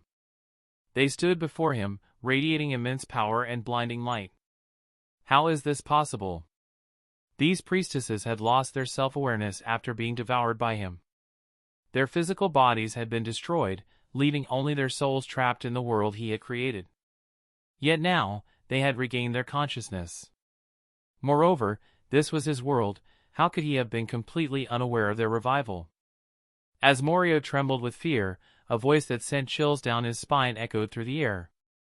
"Now, honored priestesses, I ask for your assistance in restraining Morio." The voice was all too familiar to Morio, and the sensation it carried filled him with even greater terror. He roared in disbelief. How is this possible? Human, how did you enter this place?" But Morio's questions would never be answered. The combined power of the priestesses who had died over the past millennium was overwhelming. Without any chance to resist, Morio's body was completely bound, and a black diamond-shaped mark appeared before him. It was unclear how much time had passed in the world created by Morio. As all the chakra and natural energy in this world were absorbed by Rasa's Kama, the once dark and twisted realm turned into a blank, empty space, illuminated by a silvery white light. Sensing Morio's disappearance, the priestesses who had been devoured by him gazed at Rasa with gratitude. Among them, an elderly woman dressed in a crimson priestess robe stepped forward and spoke softly. "Thank you, young man. With your help, the 1,000-year fate between the priestesses and Morio has finally come to an end. This also serves as atonement for the mistakes I once made." Indeed, the elderly woman before him was the first-generation priestess, the one who had initially separated Morio from herself, inadvertently becoming the source of countless tragedies. The reason for this separation was not due to anyone's manipulation but rather her own limited perspective and rationality, which could not match her ever-growing power as a sheltered priestess who rarely ventured beyond her home. Rasa, however, would never face such a problem. Rasa had no interest in delving into the past. After all, everything was now over. He shook his head. "There's no need to thank me. In fact, I should be the one thanking all of you. Without your power, I wouldn't have been able to so easily eradicate Morio." Hearing this, the priestess smiled. "I never imagined that the 1,000-year fate between the priestesses and Morio would end in this way. Young man, I can sense the power of Morio within you. I hope you will use this power wisely in the future. Don't worry. To me, power itself has no inherent good or evil, it all depends on the one who wields it." The elderly priestess sighed, her eyes reflecting a resolute decision. "If I had possessed the same mindset as you back then, perhaps so many tragedies could have been avoided. To express our gratitude, we would like to offer you a gift." "A gift?" Rasa was momentarily taken aback. The elderly priestess glanced at the deep purple chakra fruit in Rasa's hand. Having witnessed Rasa absorb Morio's power, they understood what had happened and the extraordinary ability Rasa possessed to assimilate Morio's chakra. "We are all already dead. The power within our souls serves no purpose now. The power of Morio is only complete when combined with the power of the priestesses. Therefore, we have decided to bestow upon you the power of the priestesses. In return, we hope you will look after the priestesses and the land of demons." Rasa's eyes flickered. He did not refuse the offer. In fact, he felt a sense of relief. He had been concerned that these souls, upon passing on to the Pure Land, might expose his abilities. Thus, he nodded with a calm smile. "I accept your request." "Good." As the priestesses smiled with contentment, their bodies began to glow. Streams of powerful chakra flowed toward Rasa, all of which were absorbed by his Kama. Outside the barrier. Upon learning that the young girl before her hailed from Ryuchi Cave, one of the 3 great sage regions, Anoka's wariness diminished significantly. As a member of the Uzumaki clan, she was naturally aware of the 3 great sage regions. In fact, the summoning contract for Shikatsu Forest, another of the 3 great sage regions, had once been in the possession of the Uzumaki clan. However, due to her knowledge of these regions, Anoka had never held a favorable opinion of Ryuchi Cave, a place teeming with snakes. Still, she was curious as to why someone from Ryuchi Cave had come seeking Rasa. As everyone exchanged glances, the girl named Tatsushihime suddenly spoke, her gaze fixed on the barrier with a hint of awe. I never expected that Rasa-sama would truly succeed in destroying Morio. Her words shocked everyone, and they instinctively turned their attention to the barrier. The once sand-filled interior of the barrier had now cleared, revealing Rasa's figure descending gracefully from the sky and landing before them. Anoka quickly dispelled the barrier. She had no fear that the Rasa before them might be an impostor created by Morio. The unique aura of emptiness surrounding Rasa was something even Morio could not replicate. The most excited among them was Miroku. Her eyes widened in disbelief as she stared at Rasa, her gaze filled with hope. For a moment, she felt an inexplicable sense of closeness to the man before her, though she couldn't quite place why. Rasa did not disappoint her. I have fulfilled my duty. Morio will never appear in this world again. Miroku was so moved that tears welled up in her eyes. Rasa offered her a comforting glance before shifting his attention to the unfamiliar girl standing behind the others. Anoka stepped forward and whispered something into Rasa's ear. Rasa's expression shifted slightly, and he took a few cautious steps forward, addressing the girl. May I ask why the White Snake Sage of Ryuchi Cave has sought me out? Chapter 122, The Invitation. Rasa had never imagined that Ryuchi Cave, the place he had tirelessly sought but never found, would come to him on its own. Yet, instead of feeling joy, he was filled with caution.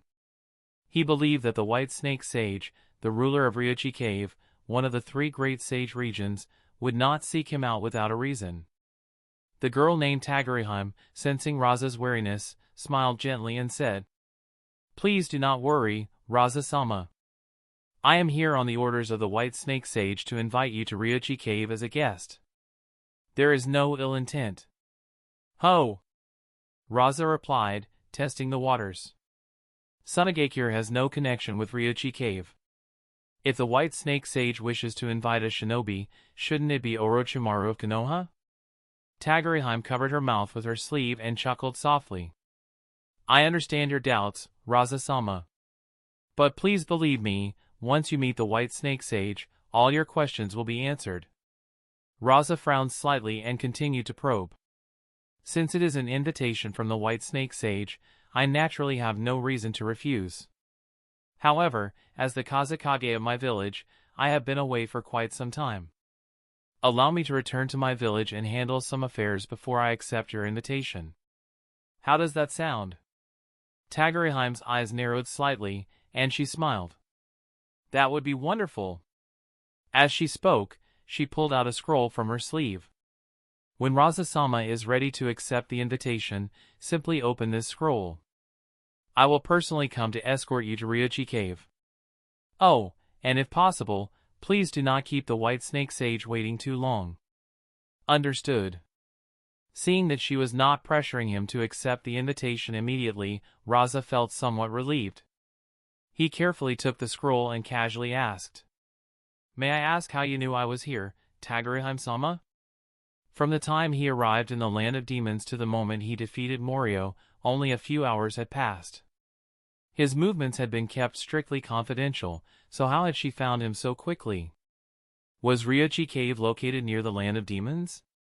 As if anticipating his question, Tagurihime bowed her head slightly and said, The White Snake Sage is well informed about everything in the shinobi world. Rasa, of course, did not believe this. If the White Snake Sage were truly so omniscient, she would not have waited until now to seek him out. Still, even if it was an exaggeration, it showed that the White Snake Sage's intelligence-gathering abilities were extraordinary. I understand. Once I have settled my village's affairs, I will come to fulfill the invitation. Thank you. Then, I shall take my leave now. Tagurihime nodded politely to everyone present before disappearing with a puff of smoke. Rasa finally let out a sigh of relief and glanced at Anoka. Anoka, understanding his concern, quickly scanned the surroundings with her sensory abilities. Finding nothing unusual, she nodded to Rasa. At that moment, Miroku finally stepped forward, her beautiful eyes brimming with tears as she expressed her gratitude. Thank you, Rasa-sama, for defeating Morio. Rasa smiled and shook his head. There's no need to thank me. This was not my achievement alone. It was the combined effort of all the priestesses who came before you. Miroku's face filled with shock. Rasa then began to explain. I used a method to enter the world created by Morio, where I met the generations of priestesses who had been devoured by him. They helped me destroy Morio, and in return, they entrusted me with the task of looking after you and the land of demons. Eh? Miroku was even more astonished. Anoka, however, felt that things weren't so simple and asked curiously. Didn't Morio say that he and the priestesses were two halves of the same entity? That unless one devoured the other, they would never truly disappear? This reminder also struck Miroku, though by now, she had complete trust in Rasa. Seeing this, Rasa offered a brief explanation. What Morio said was true, but it wasn't the only way. You can think of it as me now possessing Morio's power, effectively replacing him as the other half of the priestess's power. Miroku didn't know how many times she had been shocked today. However, she couldn't help but voice her concern. Won't the power of an evil being like Morio affect you, Rasa-sama? Don't worry. Power itself has no inherent good or evil. The difference lies only in how it is used. Rasa's words seemed to enlighten Miroku, prompting her to nod firmly. Anoka also looked at Rasa with admiration. Now that Morio had been dealt with, it was time for Rasa to take his leave. Eh? You're leaving already? Please stay a little longer, Rasa-sama. I haven't had the chance to properly express my gratitude. Seeing Miroku's reluctance, Rasa had already made up his mind. Don't worry. While I do need to leave now, this doesn't mean we won't meet again in the future. Miroku looked at him with curiosity. Didn't I say earlier? I promised the generations of priestesses that I would look after you and the land of demons. So, if you don't mind, I would like to formally invite you to visit our Sonagakure as a guest. Eh? Really? Miroku, who had been feeling down, suddenly became excited again. Of course. You are welcome to visit Sonagakure anytime. As Rasa spoke, he summoned Daikoku, Ishido, and Ishibo. Kazekage-sama, the 6 individuals have been dealt with. As elite jonin of Sonagakure, handling a few shinobi from a place like the land of demons was a trivial task. Good work. Now, there's one more thing I need you to do. Please stay in the land of demons for a few more days to protect the priestess and escort her when she visits our village. Understood. Rasa then turned to Miroku and bid her farewell. I apologize, Priestess-sama, but the shinobi world is in turmoil right now. As the Kazekage of Sonagakure, there are many matters that require my attention. I cannot stay here any longer, so I look forward to seeing you in Sonagakure soon. Miroku nodded firmly. You can call me Miroku, Rasa-sama. I'll see you in Sonagakure. Rasa wasn't making excuses to avoid staying in the land of demons. As the Kazekage of Sonagakure, one of the 5 great nations, he was indeed extremely busy. There were countless decisions that required his attention, especially recently, as reports from the Umbu indicated that the war between the Cloud Village and the Stone Village against Konoha had taken a new turn. As for why Rasa invited Miroku to visit Sonagakure, the reason was simple: he had his eyes on the land of demons. Although the surprise attack on the Land of Fire had brought Sonagakure a substantial amount of military funds, money would eventually run out. To free Sonagakure from the financial control of the Land of Wind, Rasa needed to find a second source of funding, and the Land of Demons was a suitable candidate. Rasa was even considering helping the Land of Demons establish a hidden village secretly controlled by Sonagakure. This would not only strengthen Sonagakure's power but also prepare Rasa for his ultimate goal of unifying the shinobi world. Yes, after obtaining Morio's power, Rasa's ambitions had grown even greater. The power granted to him by Morio and the priestesses was simply too immense. It was the power of space-time. Chapter 123, Return to the Village. After bidding farewell to Miroku, Rasa quickly led Anoka and the Raijin 4 back to Sonagakure village. Thanks to his direct control of gold dust to fly them over, Sonagakure came into view just as dawn broke. Rasa immediately ordered the Raijin 4 to summon Chiyo-sama, Ebizo-sama, Pakura, Michikawa, and Karura to the Kazekage's office. He specifically instructed Chiyo-sama to bring her disciple along before heading to the office with Onoka. Having been on the move for so many days, Rasa had no time to rest. Soon after, Baki and Saramu arrived with updates. As soon as they entered, they noticed Onoka sitting in the Kazekage's office, sipping tea with a cold expression. Though surprised by the sudden appearance of this unfamiliar girl, they didn't ask any questions and began reporting on the events that had occurred in the shinobi world during Rasa's absence. So, Konoha is trying to divert trouble onto us. Rasa's face turned sour. Baki explained in detail. Konoha has spread the news throughout the shinobi world that you, Kazekage-sama, have obtained the Sharingan and Hashirama cells. While Kirigakure and Iwagakure still appear to be pressuring Konoha on the surface, we've received intelligence that both villages have halted large-scale attacks on Konoha. Now, it's only minor skirmishes. Additionally, the Reikage and Otsutsuki have sent envoys to inquire, subtly probing to see if they can obtain the Sharingan and Hashirama cells from us. Rasa snorted coldly, unsurprised by this development. Kirigakure was no stranger to such tactics since their past attempts to kidnap Kushina and later Hinata were proof that these seemingly muscle-headed individuals were far more cunning than they appeared. As for Inoki, that old man's petty and calculating nature made it impossible for him not to covet Sonagakure's newly acquired treasures. Let them come if they want the Sharingan and Hashirama cells. They'll have to take them by force. Hi! Onoka, who had been quietly drinking tea, glanced at Rasa with slight surprise. Since returning to Sonagakure, Rasa seemed like a completely different person, exuding an imposing aura. Truly, he was the Kazekage. Is there anything else?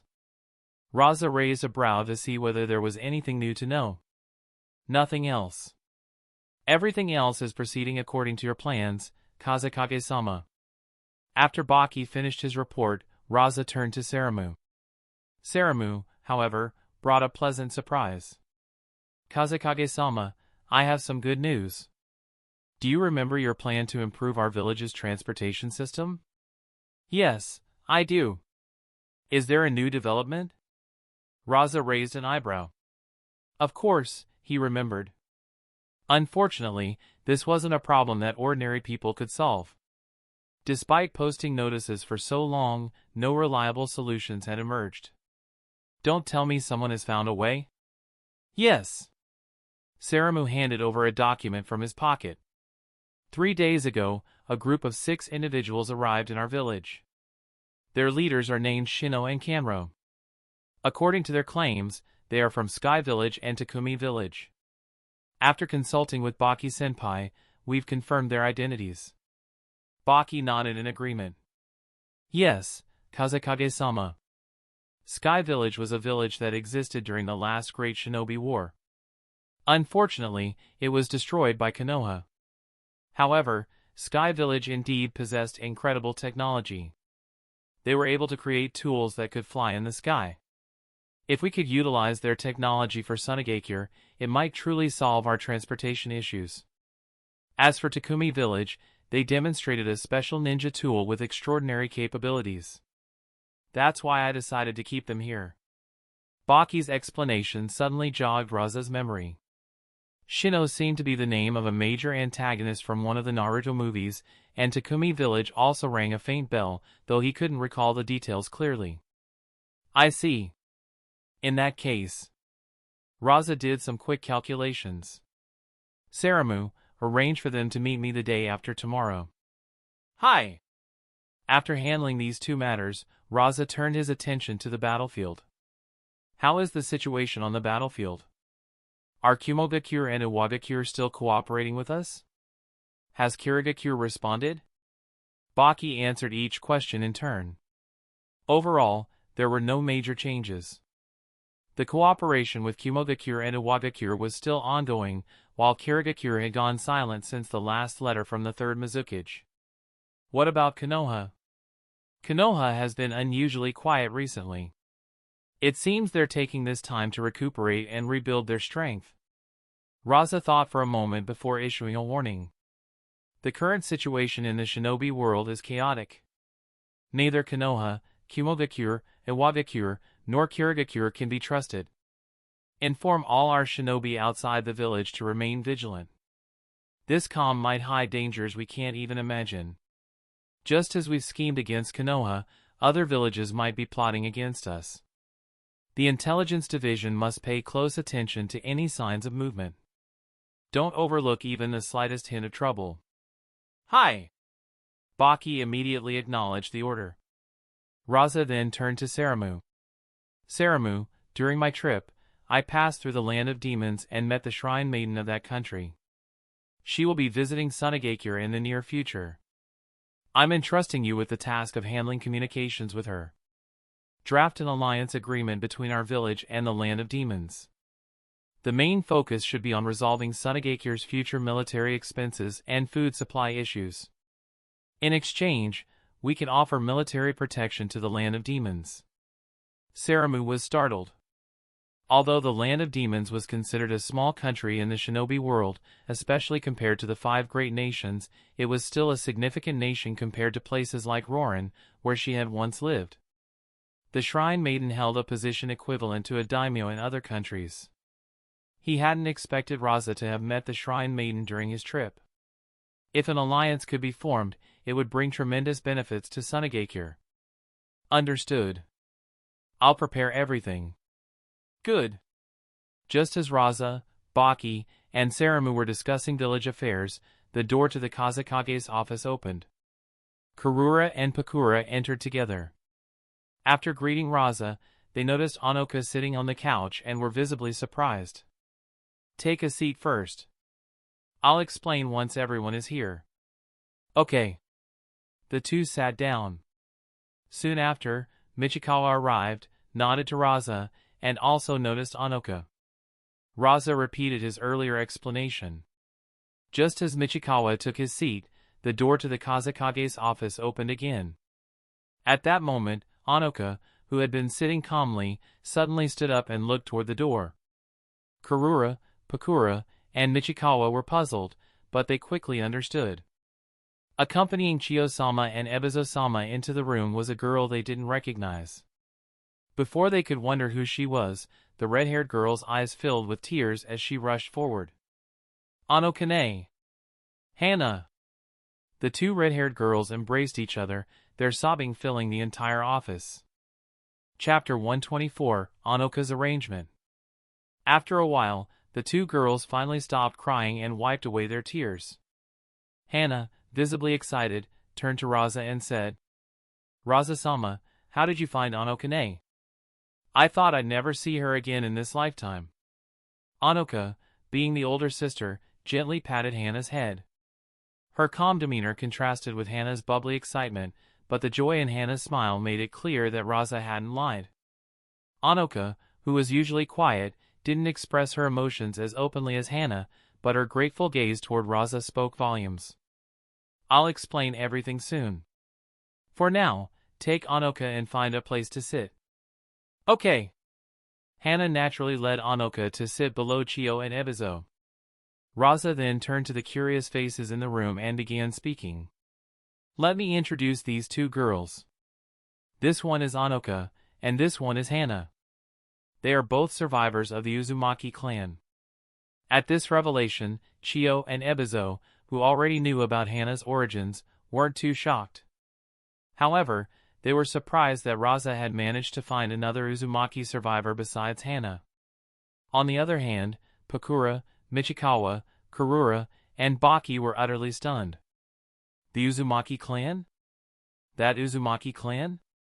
Michikawa exclaimed in disbelief, his eyes eagerly scanning Hana and Onoka.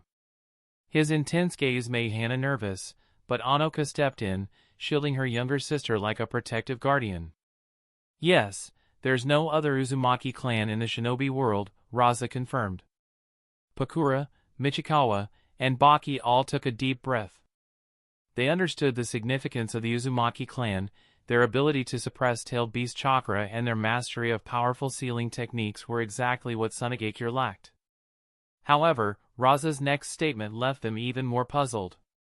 Before I continue, there's something I must make clear. I brought Hana and Anoka to the village not to turn them into Jinchuriki. I want you all to understand this. In fact, I have no plans to create any more Jinchuriki in the future. This declaration left everyone except the two elders and Saramu, who didn't fully understand what a Jinchuriki was, utterly shocked. Michikawa was completely baffled. Why? Every other village has Jinchuriki. If our village doesn't, we'll be at a significant disadvantage in future battles. This reaction highlighted Michikawa's old-school shinobi mindset, cold and ruthless. The reason is simple. I've already discussed this with Chiyo-sama and Ebizo-sama. Creating a Jinchuriki is far too dangerous and painful. As the Kazekage, I won't allow any child in this village to endure such risks. Michikawa's face dimmed. While he understood the dangers and suffering involved in creating a Jinchuriki, he couldn't help but worry. Without a tailed beast as a weapon, how would Sonagakure fare against other villages' Jinchuriki in future wars? Sonagakure was already facing a shortage of talented individuals. Now, without the power of a Jinchuriki, wouldn't our future enemies have even fewer obstacles to overcome? Seeing this, Rasa understood that it would be difficult for someone like Michikawa to accept giving up the tailed beast. He decided to address the room directly. What are your thoughts on this? For a moment, the office fell silent. Karura naturally supported her husband. Her gentle smile was filled with encouragement for his compassionate decision. Baki, as Rasa's trusted aide, would follow whatever Rasa decided without question. However, both of them knew their opinions wouldn't carry much weight in this discussion. At that moment, Chiyo, the most senior figure present, spoke up coldly. I support the Kazekage's decision. Hana has exceptional talent in medical ninjutsu. I can train her to become a kunoichi no less skilled than Princess Tsunade. Turning her into a Jinchuriki would be a waste of her potential. Besides, Hana is now my disciple. If anyone dares to mistreat her, they'll have to answer to me. Though her words were icy, everyone could sense the protective tone behind them. Hana, moved to tears, exclaimed, Chiyoba-san. Ebizo, seeing this, also voiced his support. The Kazekage is right. I've witnessed the dangers of creating a Jinchuriki since the time of the second Kazekage. The suffering and discrimination that Jinchuriki endures during their growth are unbearable for most. Such tragedies should not be repeated in our village. Therefore, I also support the Kazekage's proposal. With both elders backing Rasa, the decision was practically settled. However, Rasa turned his gaze to the final person, Pakura. Pakura, caught off guard by Rasa's look, snorted proudly and said, Don't underestimate me. I would never do something that harms my comrades. With a 3-to-1 majority, the decision was clear. Michikawa, realizing his opinion no longer mattered, reluctantly conceded. Very well. From now on, all plans related to creating a Jinchuriki in the village are abolished. Due to the advanced age of the current Jinchuriki, Shikaku's host, secret preparations for selecting and creating a new Jinchuriki had been underway. Rasa's declaration put an end to all of that. After making his decision, Rasa moved on to the next matter without delay. Now, on to the second issue, Anoka's arrangements. He turned his gaze to Anoka, who was now looking much more at ease, and Hana, who was beaming with happiness. Hana, I'm entrusting this to you. Anoka is new to the village and unfamiliar with many things. As her younger sister, I want you to take care of her. The two of you will live together from now on. Hana, thrilled by this, nodded vigorously and said, Don't worry, Rasa-sama. I'll take good care of Anoka-ne. Good. Ebizo-sama, Anoka has exceptional talent in sealing techniques. I'd like her to become your disciple. What do you think? Ebizo had no objections. Understood, Kazekage-sama. I'll ensure Anoka receives proper guidance. Excellent. Hana was even more excited than Anoka herself. That's amazing, Anoka-ne. Ebizo-jizan is just as incredible as Chiyo-oba-san. This time, Anoka didn't object to Rasa's decision. She understood that he was protecting her and Hana. With the village's two most respected elders as their mentors, no one in Sonagakure would dare to harm them. She politely bowed to Ebizo. "It's an honor to meet you, sensei." Ebizo nodded in satisfaction. "No need for formalities. You'll come with me after this." Rasa then continued. "Additionally, I have a task for Ebizo-sama. Please go ahead, Kazekage-sama. I'd like you to develop a barrier technique, a large-scale barrier that can protect the entire village." This request puzzled everyone. Given Sonagakure's natural terrain, such a barrier seemed unnecessary. The desert itself provided ample protection. However, they trusted that Rasa had his reasons. "Understood. I'll look into it." "Good. Now, for the final matter. However, I can't discuss it yet. Please return here tonight at 8 o'clock. I'll explain everything then." Chapter 125, The Result of Knocking a Woman. Rasa's mysterious demeanor left everyone in the room feeling curious and slightly uneasy. "Don't worry, it should be good news. You'll find out tonight." Pakura, unable to contain her curiosity, asked, "Are all of us going?" This reminded Rasa to clarify. He glanced around and said, "Saramu, you don't need to attend. You've only just started learning ninjutsu, and that kind of power is still too early for you." Rasa's cryptic words immediately sparked surprise among the group. The quicker thinkers among them began to piece together what he might be hinting at. Saramu, however, nodded without objection.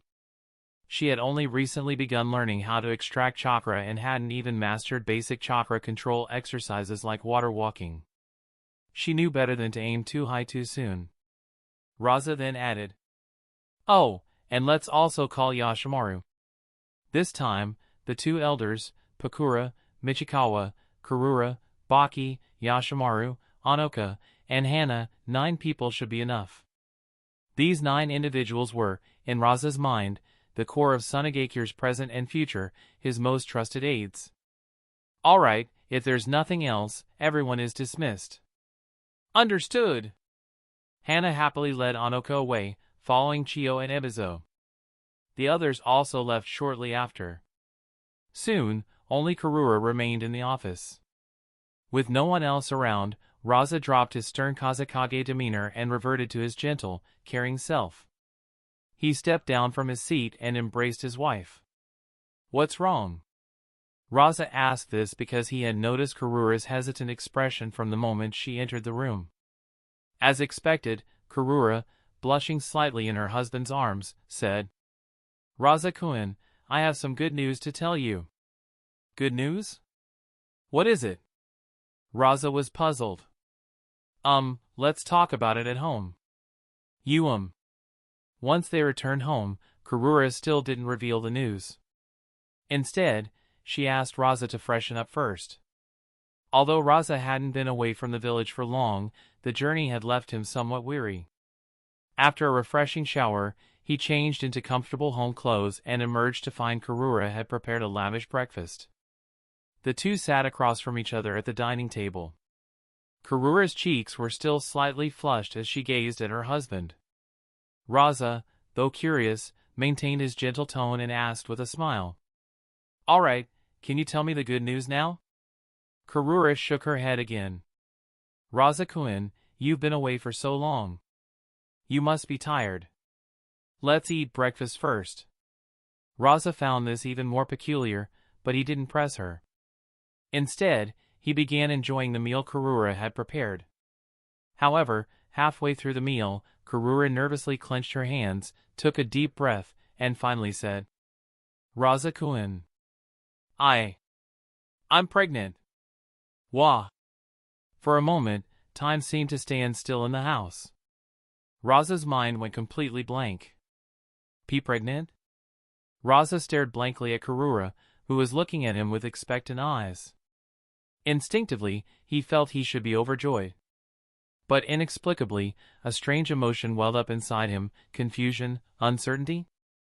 Ever since he transmigrated into this world and became the Fourth Kazekage, Rasa, he had been diligently playing this role.